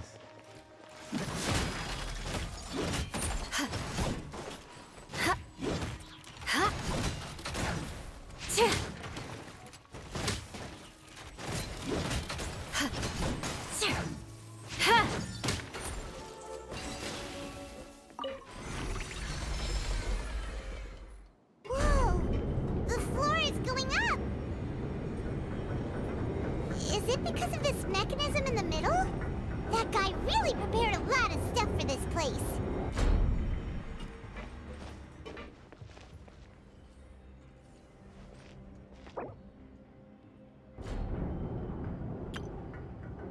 Oh, I want to know what the please help me. Oh, God. More speed. Paimon thinks we need to go up, but Paimon around. Maybe we'll find a hidden mechanism that'll show us the way up.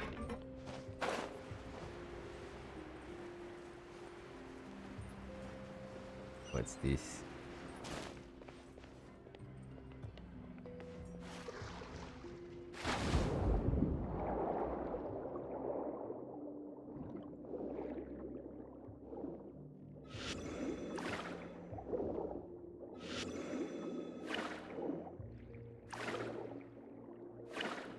Wait, what am I supposed to do?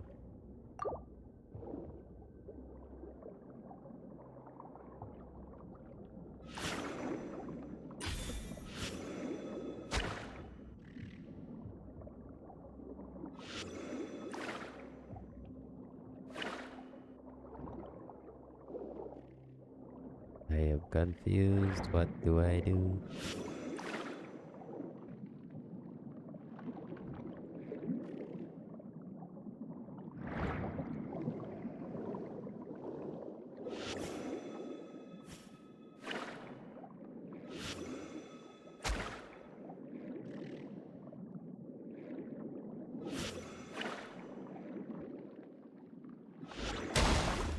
Oh, that's how you shoot it. Okay. Okay.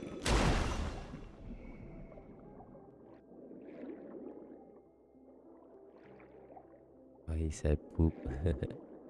Wow.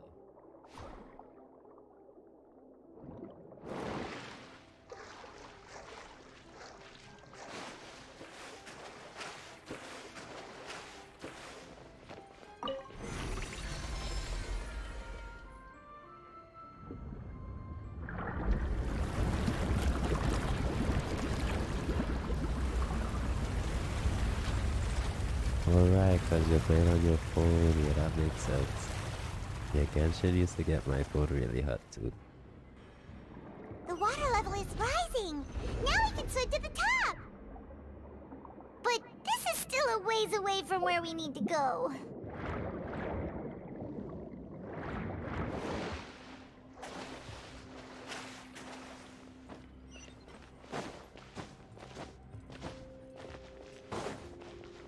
Crush!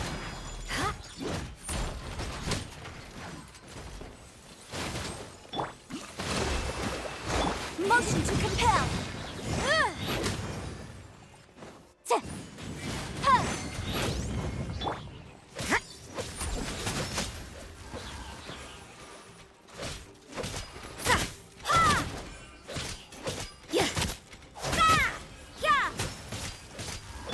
Beg for mercy.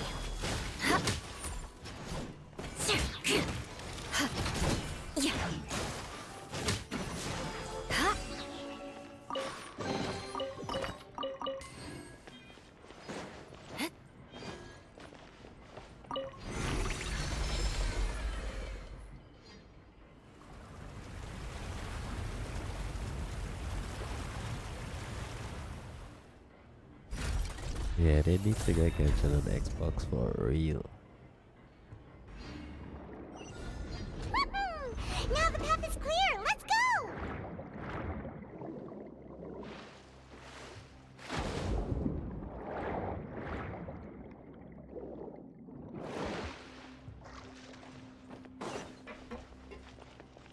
Whoa. Wait, do I go there?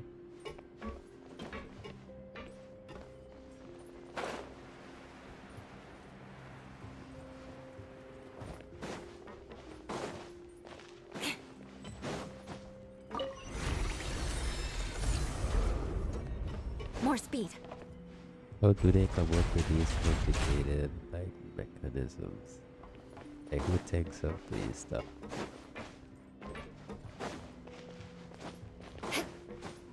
Hey boys. First, rebuild. You can't run. Lights out. Shudder. Crush.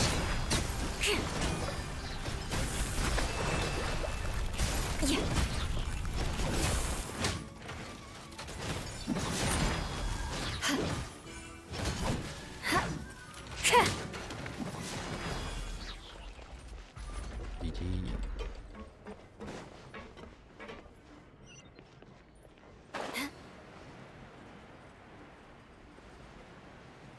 They're not so bad.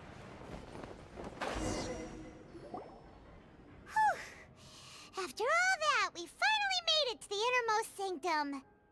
Though, as expected, the mastermind isn't here. That's right. Then let's hurry up and find some evidence so we can get back to the Opera House and help Navia.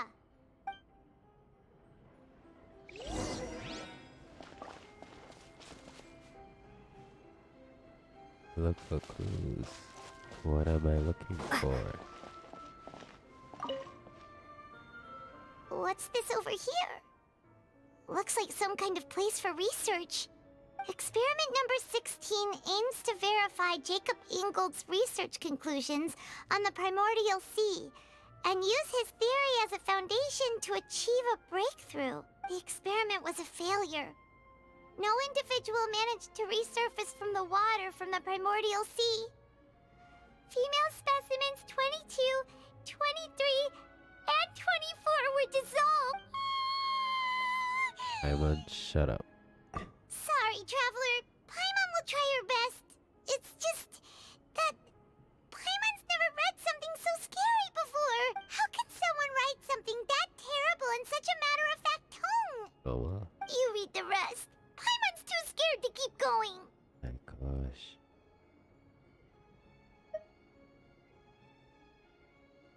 So that's why he did all of these experiments. Wait, did he really think he'd be able to find a way just by dissolving people over and over? Yeah, bro, Paimon's annoying. Huh? Isn't that the name you heard by the fountain?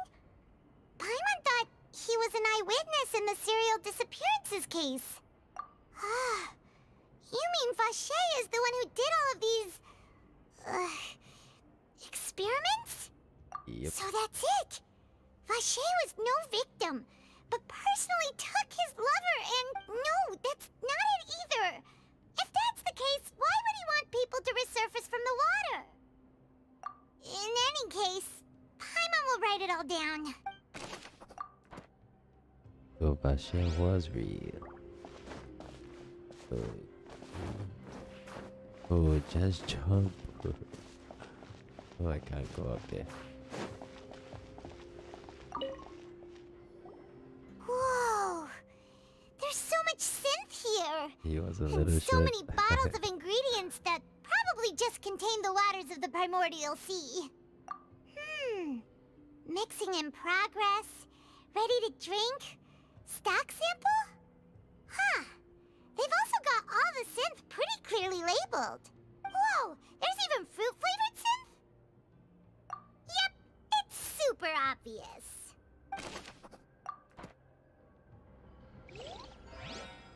What else do we got?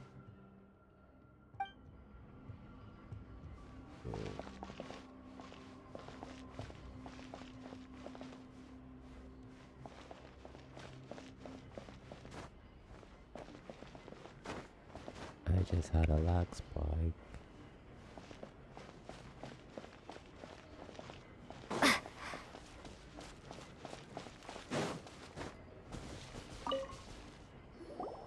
What's all this?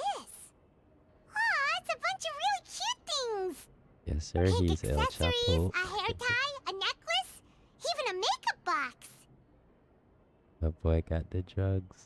Oh, Paimon sees it too, but why are all these cute things labeled with different girls' names? Huh? You mean the girls from the serial disappearances? They were brought here? And then they were turned into water. And all the boxes of things, these names. That means... Oh, this is terrible! Why were only females tested though?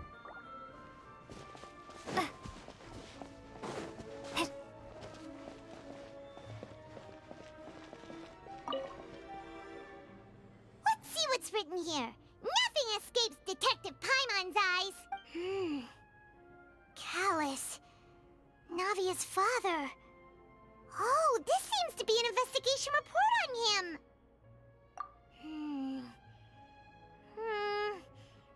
Yep, it's about finding someone to assassinate Jacques and Callus because of a lack of confidence that Jacques third person, right? We still have not determined the exact content of the key information Callus has passed on to certain members of his organization. The old dog's a real menace to deal with. Hey, why you Even calling if my he abides name? by the promise he's made to us, he will still have the upper hand. He can act whenever he wants to make our lives miserable. The only option left is to remove him from the picture entirely. I concur. Let's send someone to kill him. He won't declare war as long as we don't touch Navia. Oh, seems like we've got a bunch of correspondence between the That's higher-ups. enough to win the case. Let's just take this and go. They're all just so evil.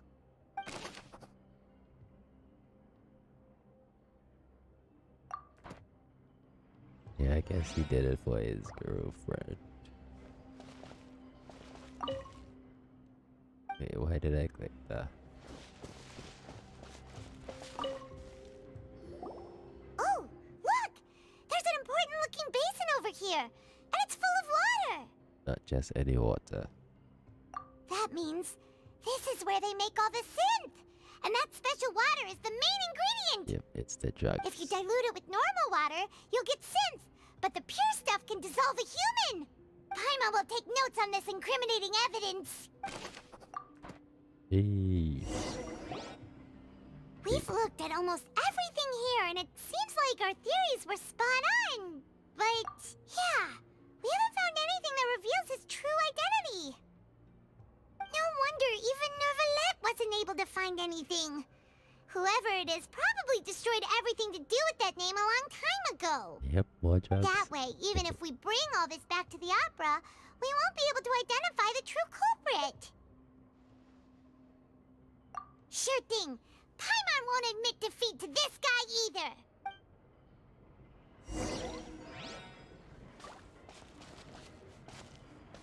Where did I not look?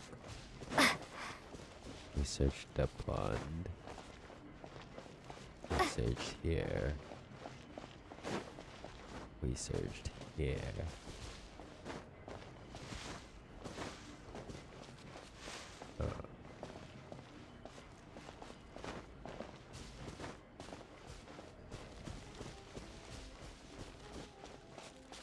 There's nothing here. We searched here.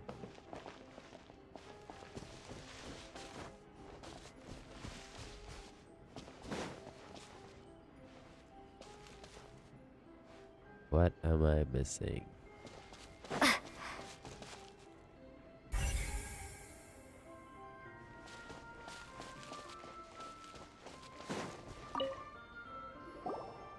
You take that side and Paimon will take this side. Check everything carefully. We'll find something for sure. We're just gonna be moving everything. Nothing at all. And Paimon can't even find snacks either. I'm so greedy. Whoa, really? Let Paimon see. Nope. Stay away. Vinier. Isn't that Vache's lover's name? Uh-huh. Then you found her diary. Let's see. Aw, Oh, bro, my it's bad. just I a didn't normal know I diary couldn't do chronicling that. their love story. She was so sweet too. Oh, Am I supposed to understand this? so many. A whole page's worth. But they're all crossed out. Was she unhappy with all of them? The final name she decided on was Marcel.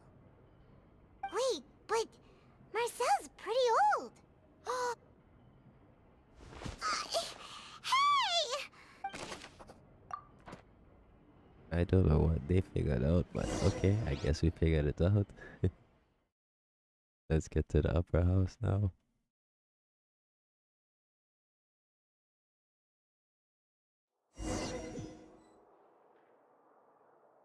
And whose image do you see, Marcel? Is it a man named Vache? Huh. Oh, so you do know that name. I've Merely surprised you'd suddenly say the name of someone I've never even heard of. I was waiting for you to say that. Yeah, she got dissolved. I think she died. As expected of my partner. I just knew you'd return in the nick of time. Just how often do you intend to flout the rules of this court? Bruh, shut up and It's sit all down. right, Monsieur Enjoy Neuvillette. the show. Given their confidence, I expect they've found the crucial evidence.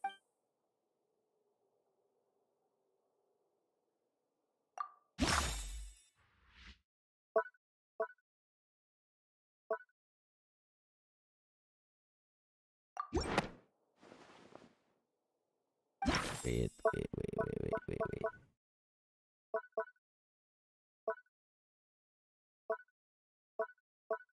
Wait, can I go? Oh, wait.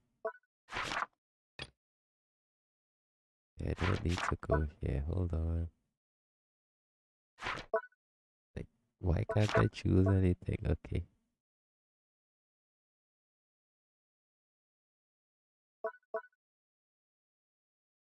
This is what I meant to press, bro. I didn't read.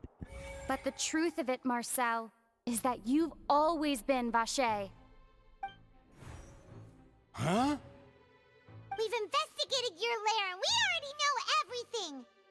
After your lover, Venier, was dissolved, you kept abducting young women to 5 in the experiment on morning the for hopes of me. bringing her back to you! I've been live since like 3 Created a.m. Marcel as a new identity and destroyed all records of your past I as was streaming Vacher! with Fall Guys at first. So that's it. And then I switched to Even Genshin. the villains in opera performances rarely go that far. And with that, Marcel's motive has now been established. This information regarding your Yeah. past also I have dismantles nothing your better prior to do, timing so defense. why not just stream? Well, Marcel, do you know where you went wrong? You fixated your gaze on the lover that passed away, instead of paying attention to the living people around you. So, you never noticed how we changed, or how we grew as individuals. You also never understood Boss's real expectations for his daughter. Or our determination to see things through. Your determination. Mr. Marcel, please speak up now if you would like to defend yourself. Otherwise, the trial will move on to the next stage. Do you really think I wanted to do any of this? We don't care. Pay attention to you? What for? Have you ever paid attention to me? Ever empathized with my pain? Ever known how it feels to watch the love of your life dissolve right in front of your eyes? So he just had No one bitten. helped me. No one even believed me. All those decades ago, even the officers from the Maison Gardiennage were laughing at me. They said there's no way a human being can turn into water. So I must have gone mad from grief. Vinier's death was brushed away by all of you as if it didn't matter at all.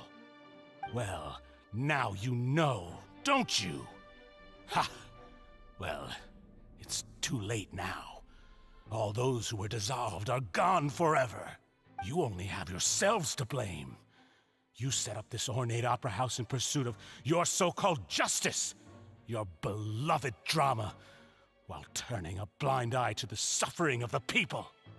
Venier is dead. We promised each other that we would always be together. Wherever she goes, I will follow. But I'm not from this blasted place, so I can't be dissolved. No matter what I do. But that's what he was trying to do. Hey, is that water from the primordial sea that he's drinking? Yep. I can't dissolve! Can't dissolve! Can't dissolve! Do you all see? I can't go! I can't follow! So if I can't go where she is, what choice do I have but to try to bring her back? I did all of that, and in the end, that accursed Callus still got the better of me. I spent my entire life living on pins and needles, only to get stabbed by his idiot daughter at the very end. The suspect is exhibiting signs of mental distress. Guards, please restrain him. Don't touch me! Don't anybody come near me! She will dissolve. I still need to save Venier. I promise. We made a promise. Vignere! Please, Vignere! Don't think badly of me. All I want to do is fulfill our promise. At this point, the verdict of this trial is clear. With Mr. Marcel's conviction, the charges against Mr. Tartaglia no longer have any basis. Fine by me. I was in a bad mood, but after a show like that, I'm actually feeling pretty good. Traveler, please submit all the evidence you have collected to the guards, so that I might review and summarize the truth behind the serial disappearances case. The man now known as Marcel was originally named Vacher and worked as an adventurer with his partner and lover Vignere. During an underwater expedition, Vignere accidentally came into contact with water from the primordial sea and was dissolved in front of Vacher as a result. Vacher learned of the primordial water's existence through the work of others and began to kidnap young women for research, with the goal of discovering a method to restore Vignere back to life. To cover his tracks, he invented the new alias of Marcel and began to operate a business in Poisson. During the course of his research, Vacher discovered that a diluted concoction of water from the primordial sea can induce feelings of euphoria, and began to manufacture and market synth. However, as he accumulated wealth to fund his continued research and expanded the scope, he came into conflict with Spina di Rosula. After exchanging blows with Spina di Rosula for many years, Vacher decided to assassinate their president Callus at a banquet. Although the assassination did not go as Vacher expected, he was able to turn Callus into the murder suspect by dissolving the assassin he sent to the scene. And just recently, Vacher attempted to frame Linny as the culprit of the serial disappearances case, using a similar method. However, his attempt to frame Linny failed, and the power of water from the primordial sea became public knowledge. This case also exposed enough of Vacher's machinations that he was eventually successfully charged in court. Thus concludes the enigmatic history of the serial disappearances case, with the truth revealed to all. The Oratrice will now deliver the final verdict regarding the charges against Mr. Vacher.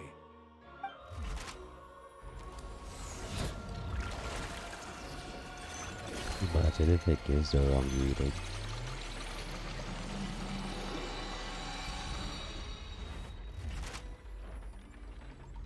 According to the judgment of the Oratrice Mécanique d'Analyse Cardinale, Mr. Vacher is guilty.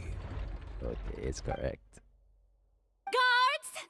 Take Vacher away. Good. It's what he deserves. With that, the serial disappearances case is over now. We really just witnessed history. Who would have thought the true culprit would be such a polite and well-spoken guy? Yippee! We helped Navia bring the bad guy to justice! He's hurt so many innocent people and now he's finally getting what he deserves! Huh? Are you okay? Demoiselle, you were absolutely brilliant. The day our late boss had always hoped for has finally come. You can rest easy now, knowing justice has been served. Yeah.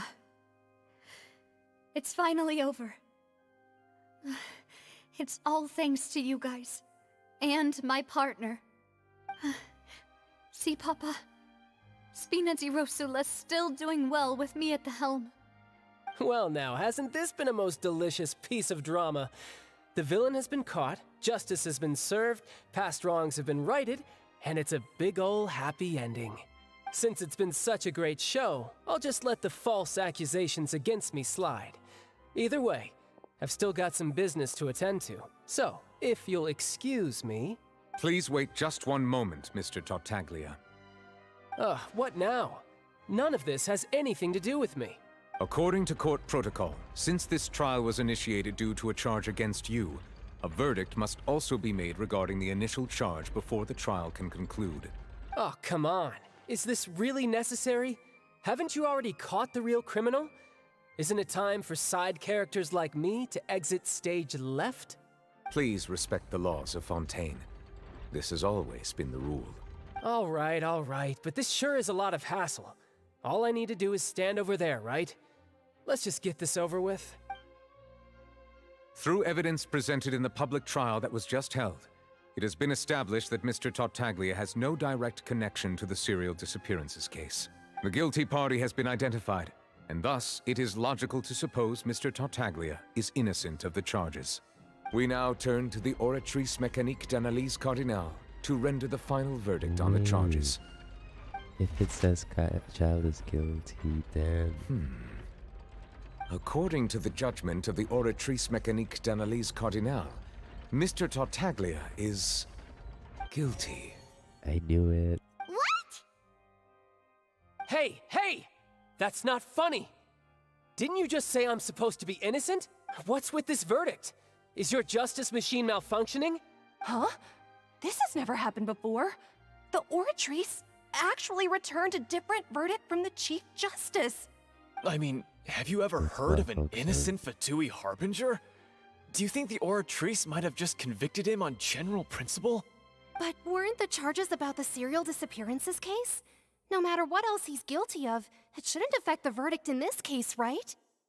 The judgment of the Oratrice Mécanique d'Analyse Cardinale is, by law, the final verdict of the court.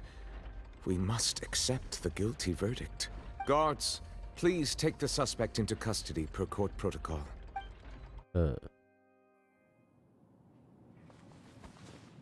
Yes, child, fight. So this is how justice is done in Fontaine. What a joke. You've got your rules. Well, I've got mine too!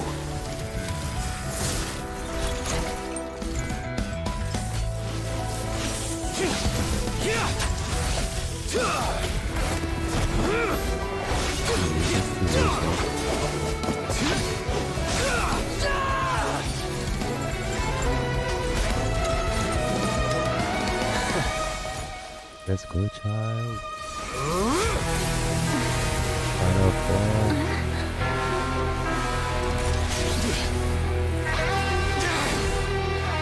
He's activating his spell legacy!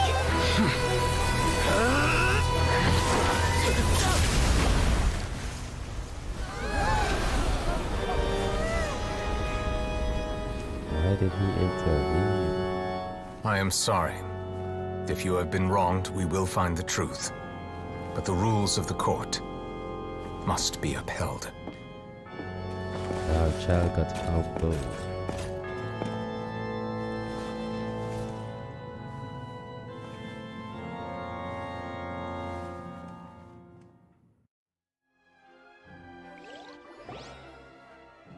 Hey, Monsieur Novelette, what's going on?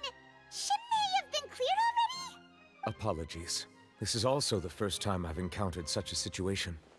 However, according to the rules established at the conception of Fontaine's court system, the Oratrice's judgment is the final verdict of the court. All I do is follow court procedure. As for why the Oratrice arrived at the conclusion it did, you should probably ask someone more knowledgeable than me. Okay.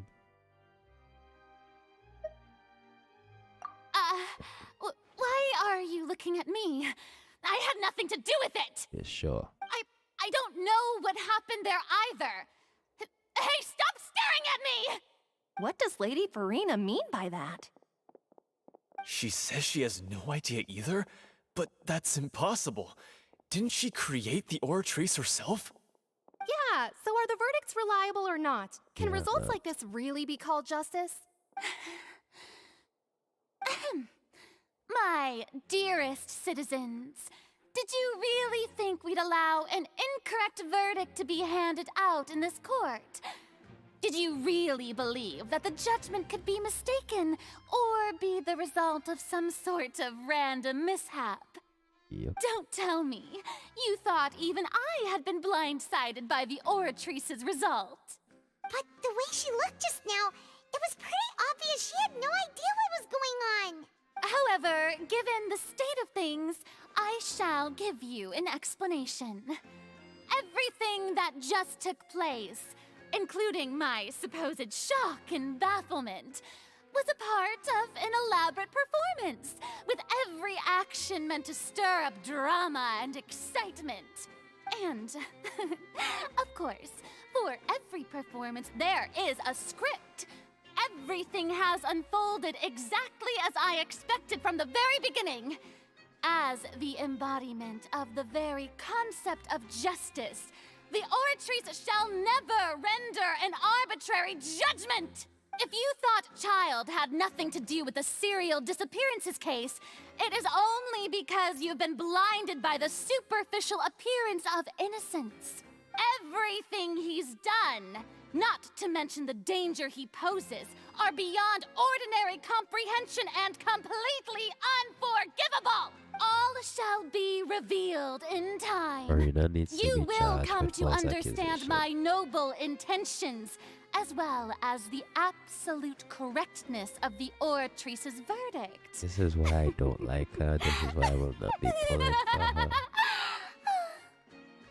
Now, having said that, although I hate to leave things hanging in suspense, it is now time for this performance to end.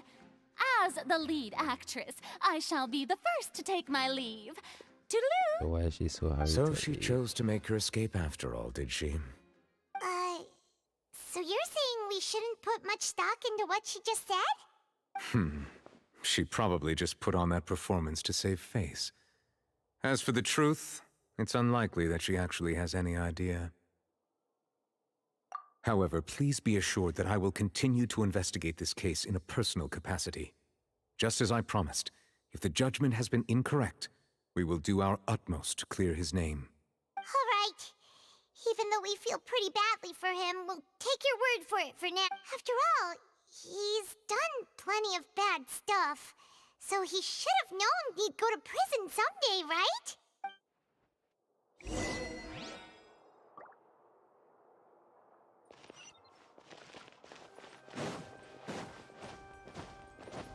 Time to meet the knife. Where is the knife?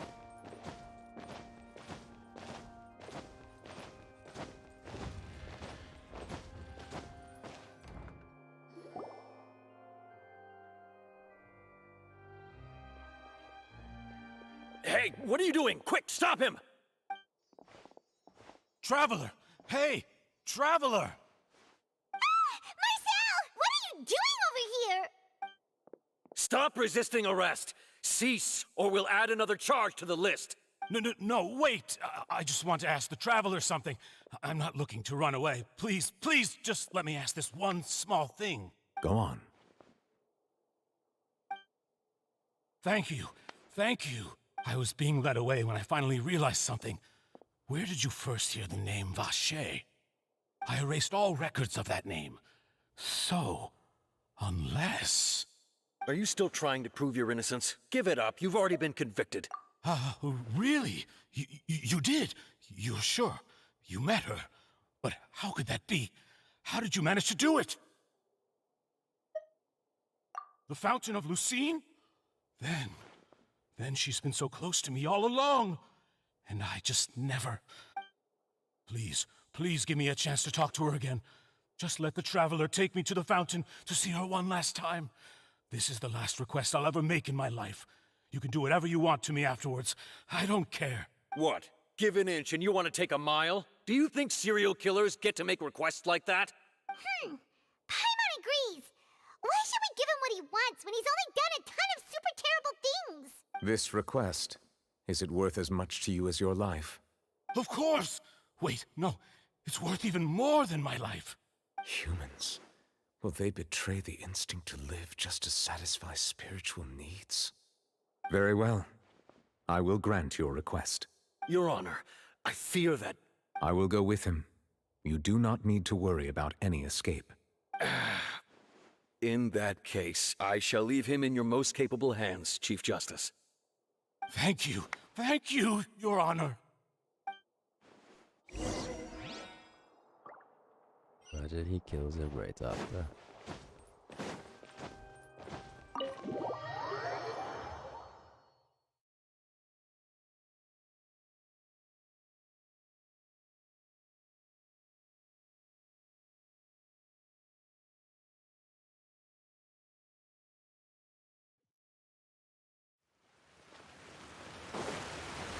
scout.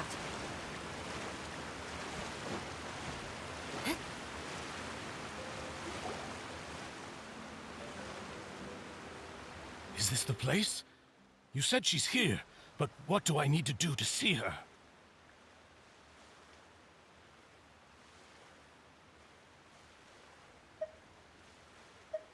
Yeah, and even Paimon could hear her after drinking that thing. Didn't you just drink a lot of it on the stage as well? Oh, in that case... Vache! Ah! Yes, that's it! So you heard it too! Vinier, it's me! It's me, Vache! Vache? Vache! I'm here! I'm here! Where are you, Vinier? I'm coming for you. I'm finally here for you. Hey, wait! Be careful! Hey, wait! Vinier, is that you? It's me, Vache! Vinier! Vache? Why did you come? Didn't I say? You don't need to look for me. You look a lot older than I remember. How long has it been? It's been more than 20 years. I've suffered for over 20 years since the day you left. All this time, only the thought of bringing you back has kept me alive. Nothing else mattered to me. I must be dreaming. Who would have thought I'd get the chance to tell you all of my feelings like this? Vinier, you are my everything. I really don't know how I could live without you. But Vache, if you ask me, this world would be better off without you. What are you saying? If not for you, I would have finished my law degree and probably become a top-tier attorney one day. Oh, she really hates him. If not for That's you, sad. I would have continued to pursue my love of the arts, and my works would have been displayed in the Palais Mermonia itself. If not for you, I would at least have been able to take care of my mother. And she would not have grown old and died alone, with nothing but the tears on her cheeks. It's all because of your selfishness, Vache. It's all because of you. You... Wait, you are not Vinier. Who are you? You're right. I am not Vinier. I am Sacrifices. the sacrifices. Every woman who died by your hand, as our bodies dissolved, our consciousnesses flowed back to the primordial sea. Our thoughts circulated endlessly within the primordial sea, and we were no longer individuals. But we became one, just as streams of water come together in the sea. I'm Cressy. I'm Lemony. I'm Azine. The only one I am not is Vinier. Why? But then, where is Vinier? She doesn't want to see you anymore.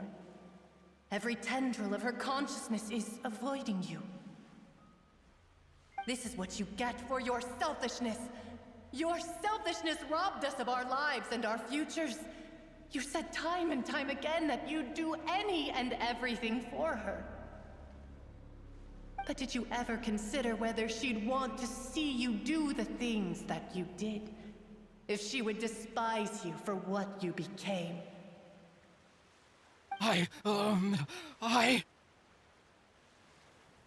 You are a liar, a heartless murderer, and a cowardly narcissist. That's right. The only thing you are not is Vinier's beloved. From the moment your first victim died and her consciousness merged with Vinier's, she has had nothing but pure hatred for you.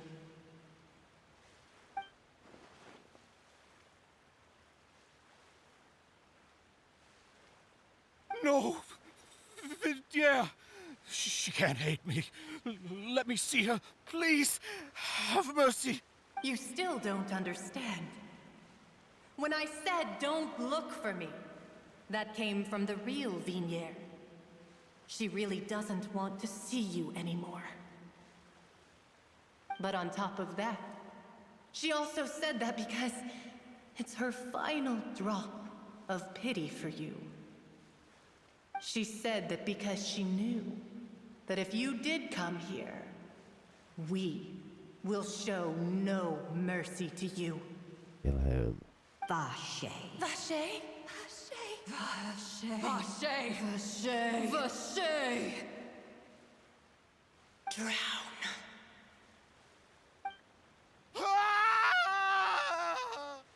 Stupid.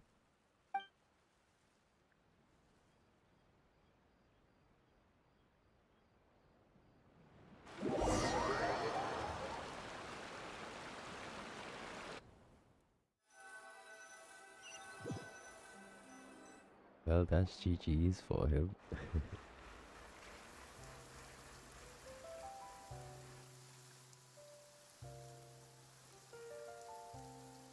Finally, we have some time to do shopping. Gosh, it's really been a long time since we've been able to relax. Ah, well met, partner. I knew something great was going to happen when I woke up in such a good mood today. Even this weather can't put a damper on the demoiselle's mood. It's a pleasure to see you both again. Oh, hey, Navia! It's been a few days. Paimon's already started to miss you. Hey, yo. Oh, now that I believe. I'm easy to work with and always bring home the bacon. Who wouldn't treasure having a partner like me? Sounds like you're really enjoying life these days, Navia. What have you been busy with since the trial?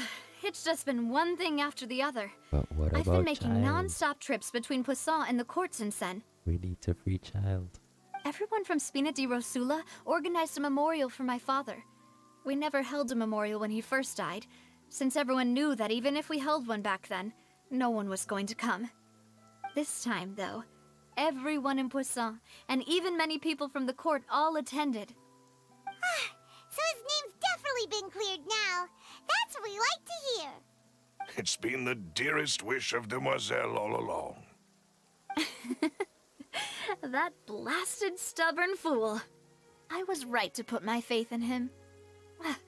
I'm so glad I didn't give up on the case all those years ago. Oh, by the way, I ran into Charlotte just after I left the memorial service. Well, maybe it'd be more accurate to say I knew she would be there, and there was no way she'd just let me go. Huh? So you know Charlotte too? The Charlotte? Journalist from the Steambird? Yeah, way back when I first became the president of the Spina di Rosula, she was all over me. Wouldn't take no for an answer. I believe the story was called The True Heart of Darkness, Secret Tales of the Yellow Rose.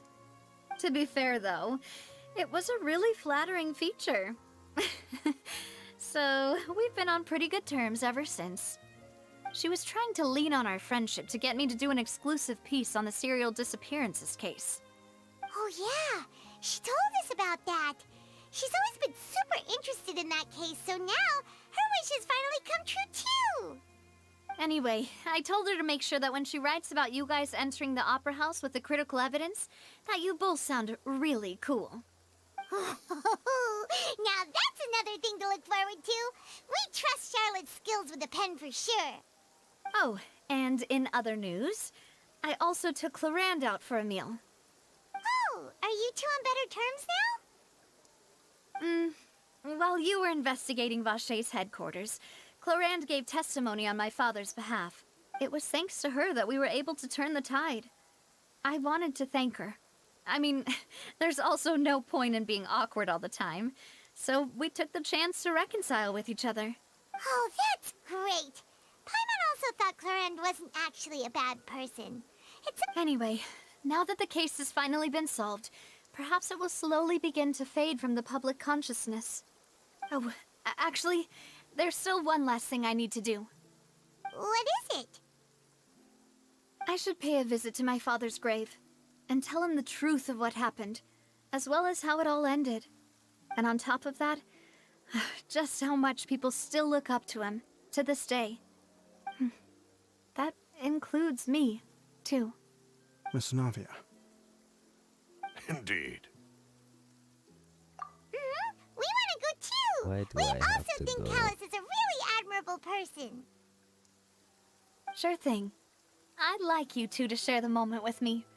After all, without you, there might not have been such a positive ending. And in that case, everyone, let's be off. Considering the recent weather, we'll be lucky if we can reach Poisson before dark. Yeah, you're right. It's been raining non-stop for a few days now.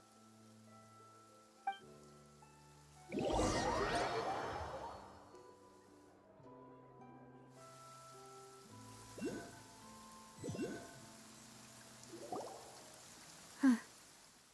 This is where my father's grave is. To be perfectly honest, even I haven't been back here for a long time.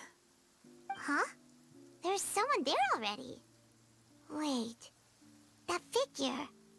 It can't be... Hmm? Isn't that Neuvillette? Why would the Chief Justice be here? Huh? Navia? To show my father how much I've grown. But still, I doubt I've grown to the point that even the Chief Justice would feel compelled to apologize to me over and over. In that case, I will stop apologizing for now. You really could use some pointers on understanding human emotions, Monsieur Neuvillette. In any case, why did you come to Poisson? Well, ever since that day, I've been turning a question over and over in my head. Just what is justice anyway? There was once a time when I didn't want to believe that there could be anything more important to humans than life itself. Oh, rather than that, it's probably more truthful to say I didn't believe humans were capable of resisting the most basic instinct of living things. That they could rebel against their own nature, or consider certain things to be more important than their own lives. Which is also why I didn't stop your father from beginning that fateful duel. I believed that a truly innocent man would never throw away his life like that. That there was nothing, should have been nothing more important than one's own continued survival. But Mr. Callus proved me utterly and decisively wrong. If not for his sacrifice, the serial disappearances case would have remained unsolved to this day. Mr. Callus made the choice he did for his daughter, for his associates, and for many people completely unrelated to him. And in the end, from a certain perspective, one could say that he did it all for the sake of justice. A justice that's higher than life itself. So, you asked me why I came here. I just wanted to say my apologies to Mr. Callus in person. I should have noticed all of this much sooner. This regret has filled me with a sadness that has haunted me for days. That high and mighty chair in the Opera Epiclese indeed insulates one from many important things. Spina di Rosula, thank you so much for your hard work and perseverance. I'm sorry for being mad at you before. So, you're actually one of those types that's cold on the outside, but pretty thoughtful on the inside, huh? That reminds me of Silver, one of my guys. Sorry about that. Self-expression is not one of my strong suits. Didn't I just say you don't need to apologize? Ah, so Navia and Neuvillette seem to have made their peace as well. Let's not disturb them for now. We can wait till after they're done.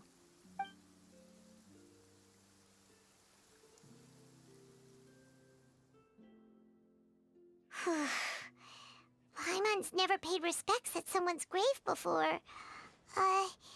Did Paimon do anything rude there? Oh, Paimon didn't know that was a thing. But Paimon doesn't know what she would do if she can't fly. Oh no. Why don't we go talk to him for a bit?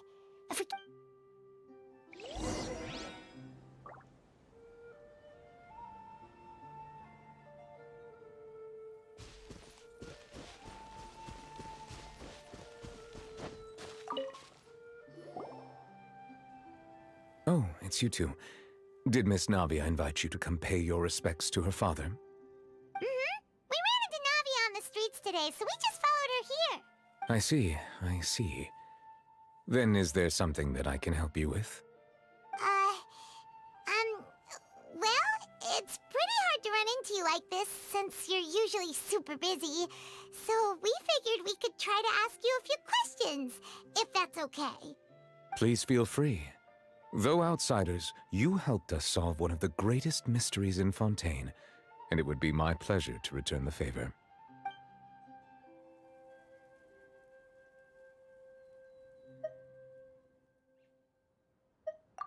My apologies. My investigation has still not reached its conclusion. However, I still believe the judgment of the Oratrice was not rendered arbitrarily. But you also said you thought he was innocent. For many years, I have been quite aware that the Oratrice does not simply mechanically repeat the verdict that I give on each case.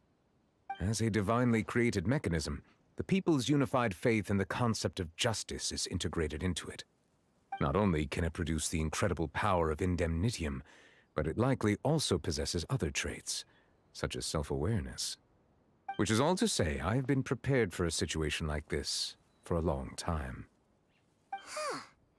So when Lenny told us that he heard a human voice from the room where the Oratrice's core is stored... I was not aware such a thing had occurred. Perhaps that could serve to prove my conjecture. I will add that to the list of items to investigate. In any case, I am inclined to believe that the Oratrice does have a methodology all its own.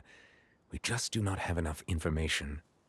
Based on Farina's reaction, I doubt even she had any idea what was going on. She managed to bluff her way through it, though, with her time-tested twin tricks of bravado and drama. I stream randomly. While we do intend to get to the bottom of this, for I now, don't have we a, regret to set say that the schedule. Fatui Harbinger I just stream just have to whenever my bide his Wi-Fi time is in the working fortress good. of Meripede. So yeah. And that's usually If we did like, really incorrectly late. convict him of crimes he did not commit, we will most certainly compensate him to the fullest extent allowed by the law. If you ask Paimon, the only compensation he'll want is a no-holds-barred fight with you. Is there anything else you'd like to ask me about?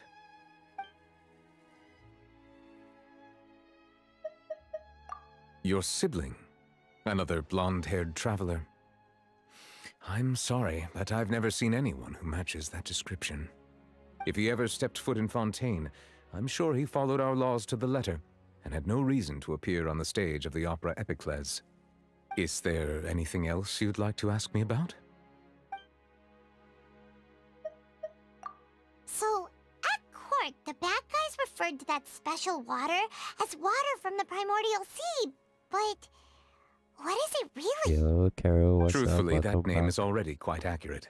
I can only surmise that Vacher and his ilk only learned of its nature and existence after extensive research.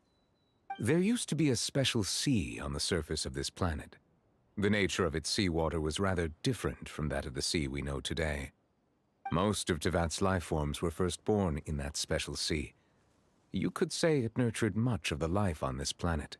Good, that's good, that's good. So it really was where everything began. It makes sense to call it primordial then. But today, the primordial sea no longer exists on the planet's surface.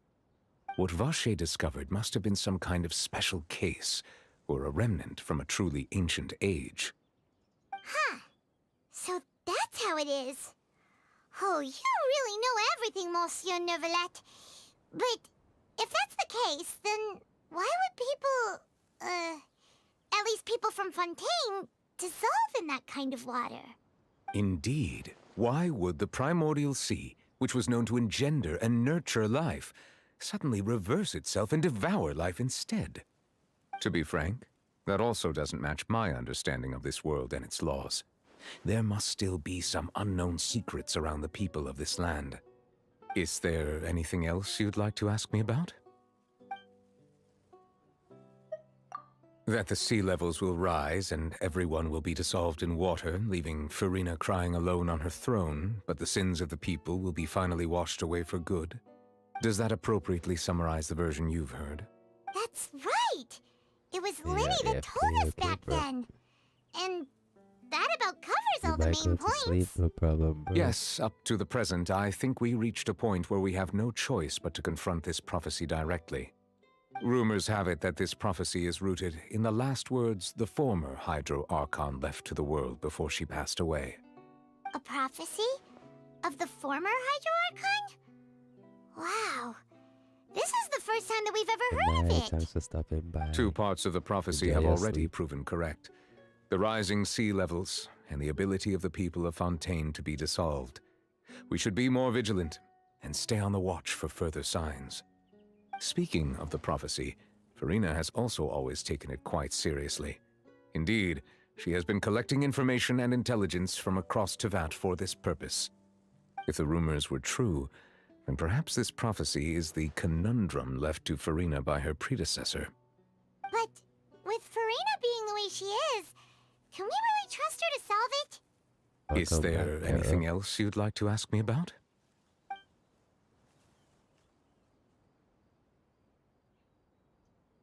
So, I already asked Truthfully, why did there I used to do be a that? special sea most of Tevat.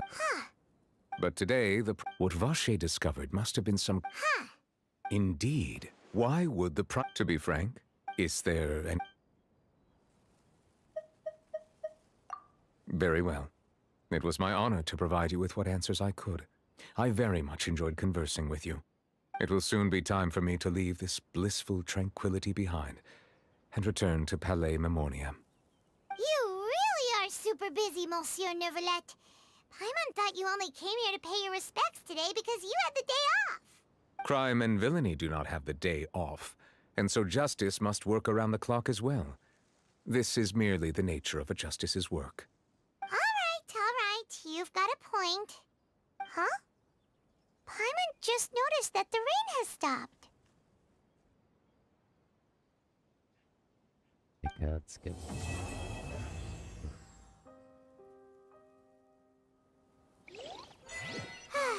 You know, we've been walking around for a while now. Why don't we go back to the Spina di Rosula base in the court of Fontaine and have a rest? Nadia said something about having a place ready for us there, didn't she? Come on, let's go!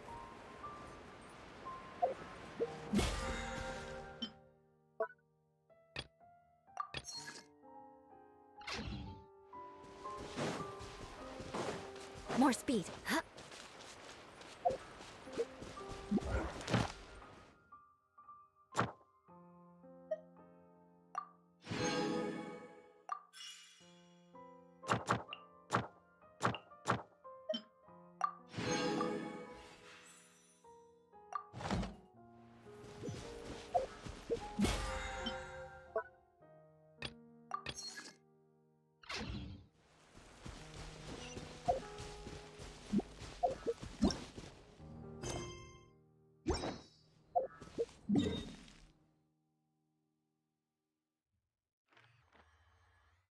Oh, it's underground.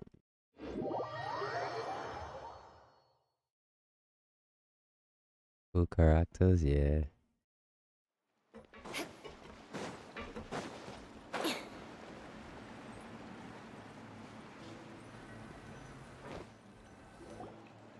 Yep, there's the room, and it's empty and waiting for us as promised. Navia is such a good person. Now that the serial disappearances case has been solved, no one's going to come after us for anything. Even without Silver standing guard, we can just completely relax. Why don't we stay and rest up here for a while? Even machines in Fontaine need to stop and recharge now and then. Oh, come on! This place isn't that bad. Besides, how often do we get to stay in an actual base? Oh, fine. Remember that detective story Paimon read before? Well, the author is about to release a new book, so Paimon wanted to buy it as soon as it came out and have a quiet place to read it.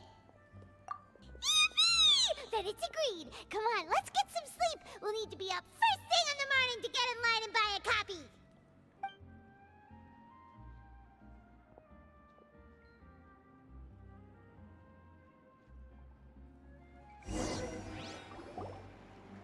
Paimon didn't expect that style at all. You got to Even though go, it's a okay, bro. detective Thanks for novel, stopping it's by. also like a social tree.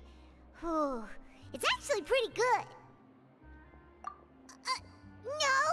Paimon just spends a bit more time sleeping than you, that's all. Excuse me, but do you know if the Traveler and Paimon are lodging here? Huh? Who are you? Paimon doesn't recall seeing you before. Wait, you're not here to give us trouble, are you? A blonde traveler and a chatty little fairy. Phew, looks like I found the place. Good thing I asked the Spina di Rosula. Seems they sent me the right way. Hey, what do you mean by chatty? Paimon's always careful not to talk too much. Yeah, that's cap. Most of the time, anyway. It's an honor to meet you both. I was sent from the Palais Mermonia. Monsieur Nourilette wishes to see you. It seems he has something important to discuss in person. Nourilette? He wants to see us again already? Huh. We talked so much the last time we met. Has something happened since then? I am not privy to the details. It would be best if you came to the Palais Mermonia and asked Monsieur Nourilette in person. If you say so, but Paimon has a bad feeling about this. Now that I've delivered the message, I'll take my leave. Thanks! We haven't left the room for a few days, so we'll head over once we've freshened up a bit.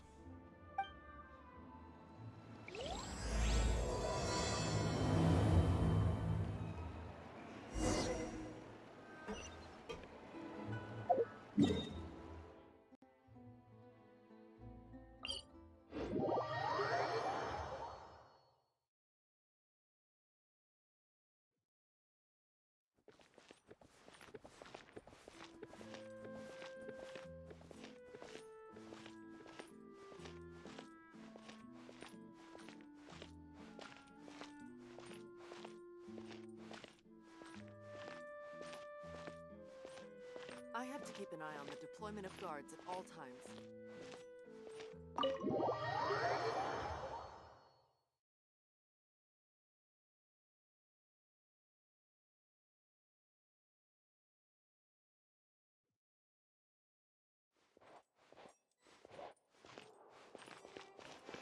More speed.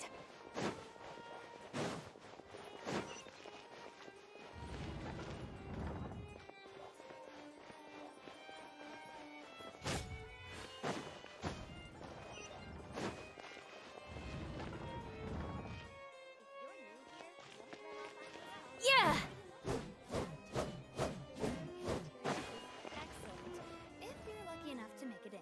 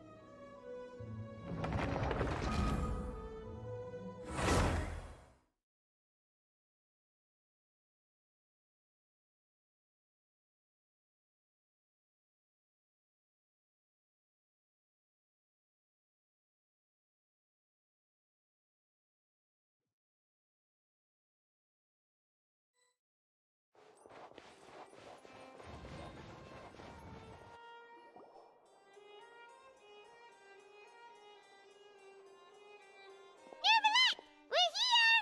Did you want to see us about something? Huh? Why were you just standing there? You daydreaming or thinking something over? Yes, I did send someone to fetch you.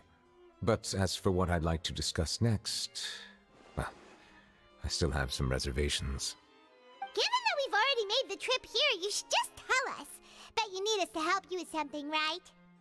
I do indeed have something I'd like to ask you to do. However, you should wait until after I tell you the details, then decide for yourselves whether you'd like to help or not. The situation is this. It has come to my attention that the Snezhnayan Harbinger known as the Knave wants a diplomatic meeting with you, correct? I heard that she was originally from Fontaine, but for her to suddenly arrive here and abruptly request such a meeting like this, I sincerely advise you to refuse her invitation outright. I'm sure you're aware that her purpose is most likely related to Child's recent predicament. We convicted one of the Snezhnayan Harbingers in a court of law, but we have yet to provide any form of detailed report on the matter. This does indeed provide an opportunity for Snezhnaya to put pressure on us. I believe we should adopt an evasive stance until we can provide a proper explanation and have a preliminary plan on how to deal with the matter. No, we shouldn't. I think we should agree to the meeting. Oh? Well, you see, we are the ones that owe an explanation. If we keep putting off the meeting, it could easily result in the problem escalating, right? It's like a fight between two friends. If they don't agree to see each other and talk in person, isn't it possible that the friendship could end entirely? Though diplomatic relations between Fontaine and Snezhnaya could be considered as friendly, it is only superficially so. You wouldn't... It was just an analogy. An analogy, okay? Moreover, even if we were to talk in person, if we don't have sufficient information prepared, it is quite possible the result wouldn't be restored relations, but a complete falling out. I don't think we should overthink those possibilities yet. Even if the logic of the divine is not immediately apparent, its wisdom will only be revealed with time. Besides, you'll be at the meeting. If any problems do pop up, you'll have no problem navigating them. I must clarify that interacting and communicating with people outside of court is not my cup of tea. It seems you think too much of me. But more importantly, when did I agree to join the meeting with you? You mean you won't come? No, that won't do. I can't go to the meeting alone. You have to accompany me. I must take you with me. Lady Farina, could there be something else regarding this matter that is being kept from me? No, not at all. Look, I am the Hydro-Archon of Fontaine, Focalor, the god of justice who is loved and adored by many. So I only hope that justice will be served in this matter. Don't overthink it.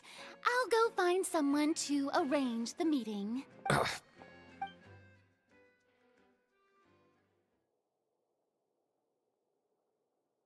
Though it could officially be considered a diplomatic conference, I prefer to see our meeting today as an ordinary tea party.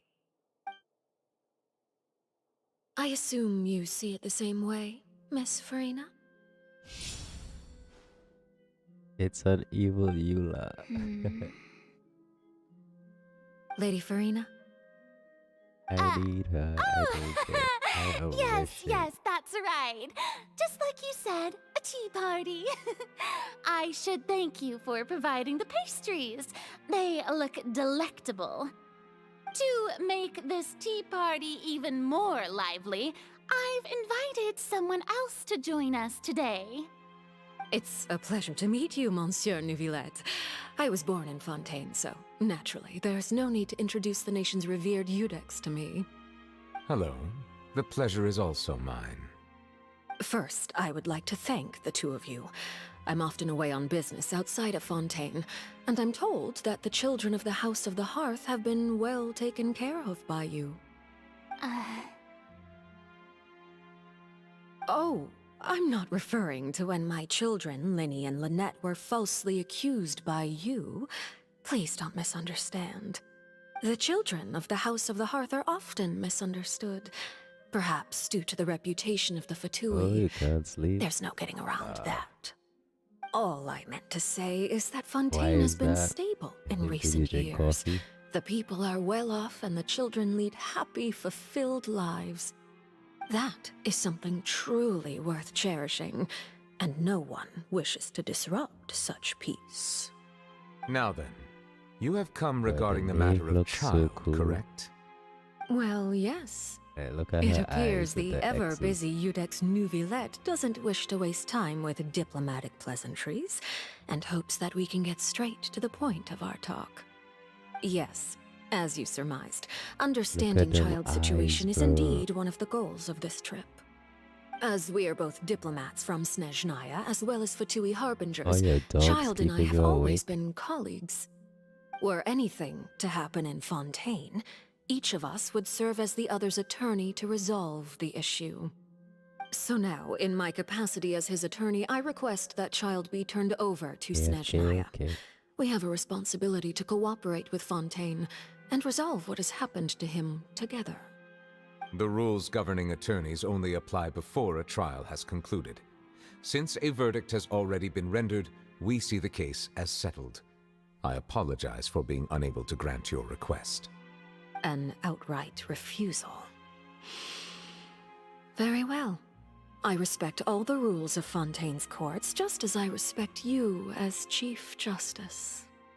Okay, why don't we back up a step? You don't need to transfer Child to us. I only request to enter the fortress of Meripede to see Child and confirm his condition. It's not like you couldn't even manage to fulfill a simple request like that. Right, Miss Farina? About that. He's Pyro. The fortress of Meripede has always been completely autonomous. Even we have no authority to interfere there, and diplomatic issues do not suffice as an excuse. However, if you absolutely must confirm the situation of the Harbinger, I have a proposal.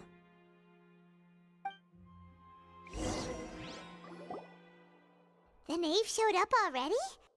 Well, Linny did say that Father will be returning soon. Father. We didn't even know that Linny was from the House of the Hearth at the time, so we kinda overlooked that information. Yes, thank you for your kind advice. I'm well aware of the situation. I also noticed that Lady Farina acts a little odd and unnatural whenever I bring up matters related to the knave. Could the knave be threatening Lady Farina or something? If can't that were the accept case, terms, why wouldn't Lady Farina inform me? And what means could the knave possibly have to twist the arm of an Archon? So maybe that's not very likely. Even though Farina can act a little weird at times, she's still an Archon. In reality, this problem is even more thorny than it appears. According to reports from the fortress of Meripede, Child recently disappeared under mysterious circumstances. The details are still unclear. We cannot rule out an escape, but there have also been no reports of him outside of the fortress of Meripede. Special guards oversee the fortress, and its internal systems are extensive. Combined with the special characteristics of the surrounding terrain, an escape should not be possible. I suspect that there's something else behind Child's disappearance. I was only willing to share this information with you because you are friends of Child, and it is my duty to see justice done. So this is what you wanted to see us about before. Yes.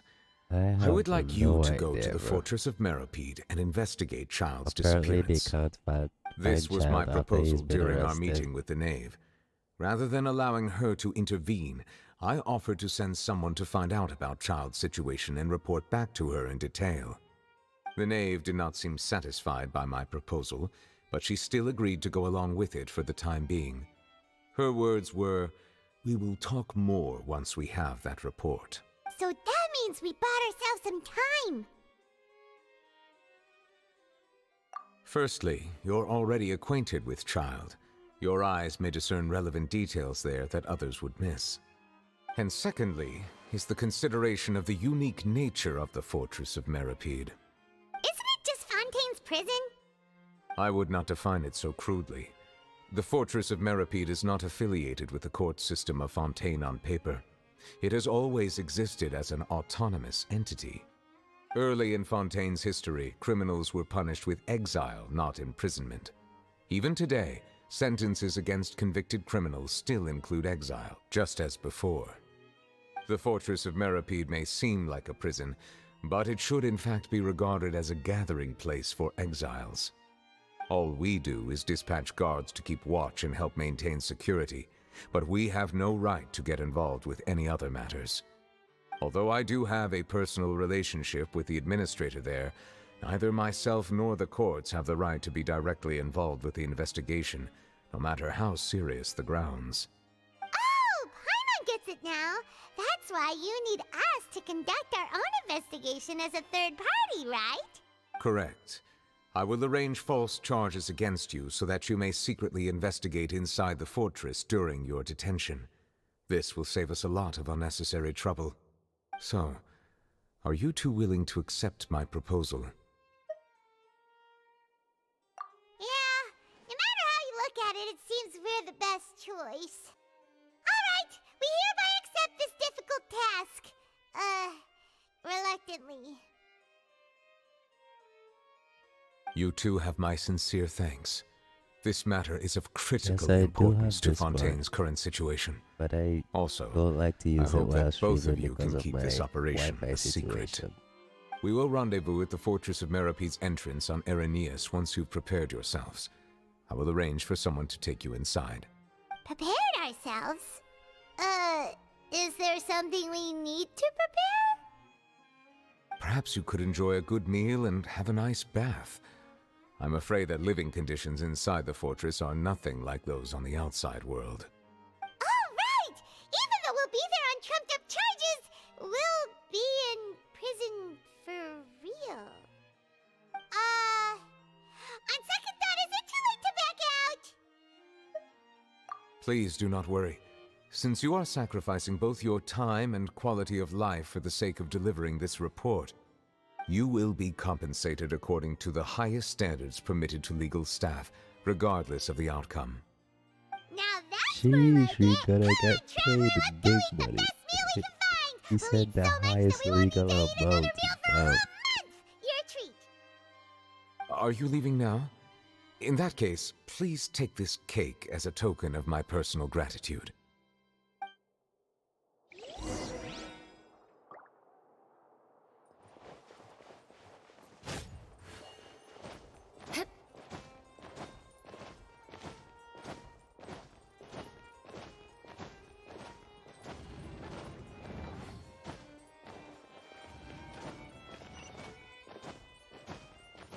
But that's just standard procedure.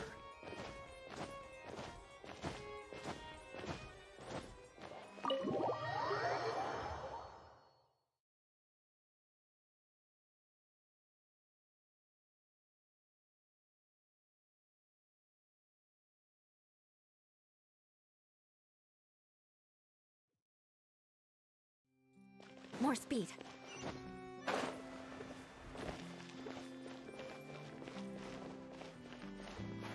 Time to scout.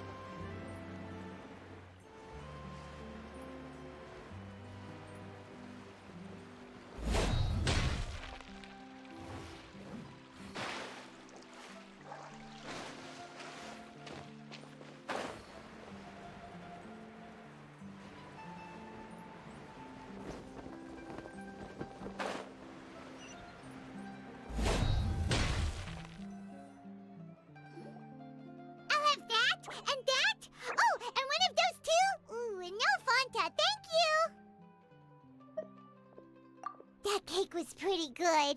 But as soon as Paimon remembered that we were about to go to prison, Paimon's stomach suddenly became completely empty. Now that Paimon thinks about it, we've always been super careful ever since we arrived in Fontaine. Just to avoid breaking any strange laws here. But here we are, about to willingly send ourselves off to the Fortress of Meripede. Maybe this is what they call fate. Let's just try our best to investigate everything quickly once we get there. Paimon does doesn't want to stay in prison too long. I'm not too sure how many I have, but we'll check. Oh, what is that I hear? Is it the taste of a breaking story? I've only lost one 50-50 Here, though. a taste. And what That are you was doing to here, Mona. Charlotte? Oh, don't remind me. I invited an eyewitness to a case to eat here, and I was planning to get some great material out of him. But he didn't even show up. Ah, calm down, calm down. This is nothing new. As a journalist, you should be used to this by now. As long as you can score some juicy tidbits from the traveler, you might still be able to recover the cost of the meal. You know we can still hear you, Charlotte. Never mind. It's nothing. I just heard you mention the Charlotte Fortress of is like Mirapede. Beyonce You with didn't new commit a clothes. crime, did you? Please tell me all about it. No way! We would never! We're just going there to...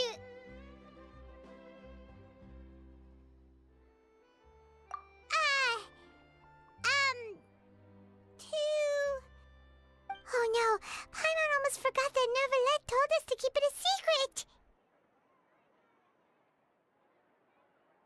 Huh? You're being arrested for that? Oh. But now that I think about it, I suppose that's not completely unreasonable. That's pretty despicable. Almost as offensive as committing theft. You mean Paimon really did something that serious? Sorry, Paimon really messed up. Well, in that case, it's nothing particularly newsworthy after all. Oh, how disappointing. Oh, right. There's still a chance. Since you're going to be at the Fortress of Mirapede, would you be willing to help me gather some material for a story? About that, Paimon doesn't think we'll have any time. Oh, it's nothing difficult. All you have to do is think of a way to get some time face to face with the warden of the fortress. He was awarded the honorary title of Duke in Fontaine. Sounds really cool, huh? Only those who have made significant contributions to the nation have been conferred this title. It's incredibly rare. On top of that, the Fortress of Mirapede has never been under the jurisdiction of the courts. Practically nobody, including journalists like me, knows anything about the person in charge there. Oh, if I could write an exclusive article about him, I bet it would sell a boatload of papers. You make it sound easy, but it really depends. Of course, I wouldn't ask you to do it for free. So this meal is on me. All right, you got a deal. We'll do anything you want. Then it's settled. The food should be here any second, right? Huh? Wait, just how much did you order?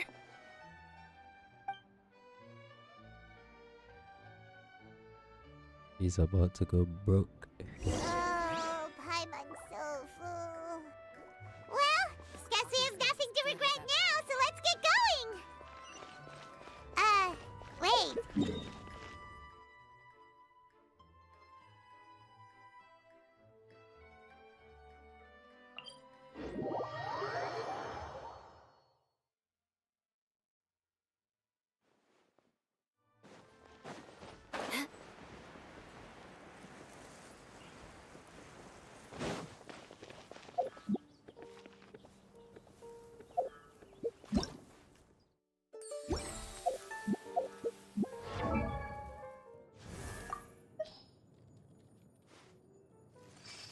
So I got Eula, I got Kokomi, I have Yemiko.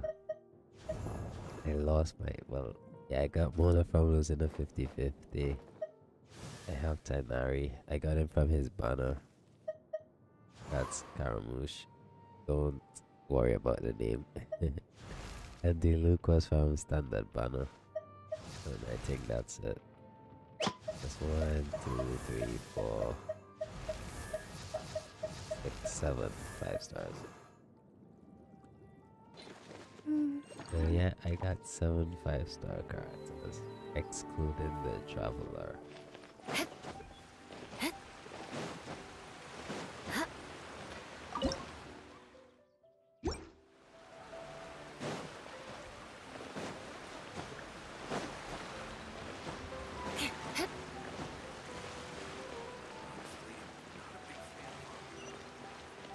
Welcome to the Opera Happy Club. More speed.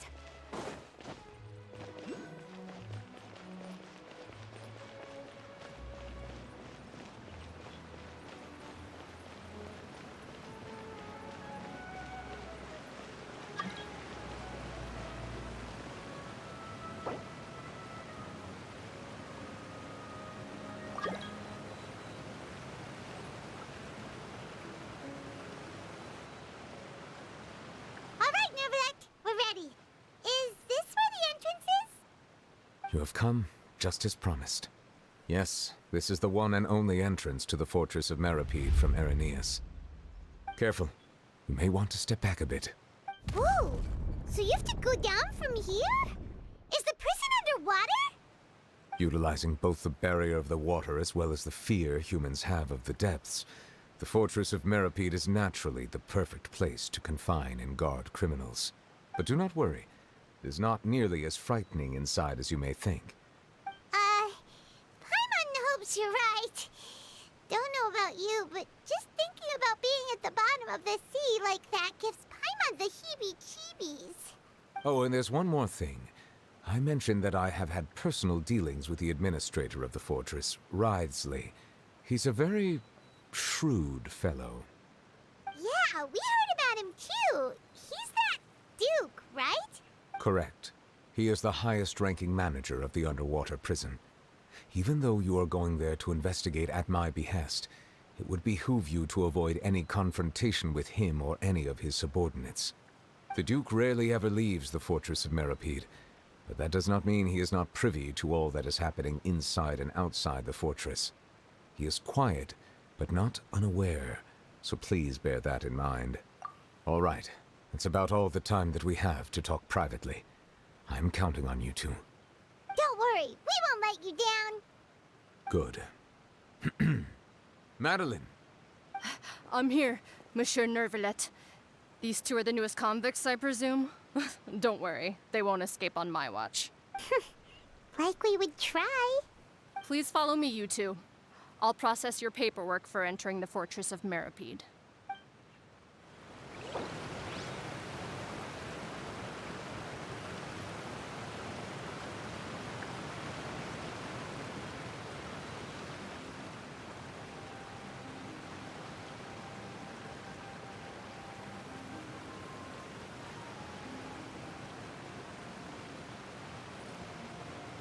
I think I'm gonna end it here today.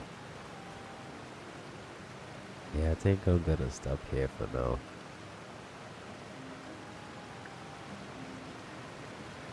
Knights and aristocrats share the same cultural heritage, but the knights had enough sense to do away with all the superfluous detail.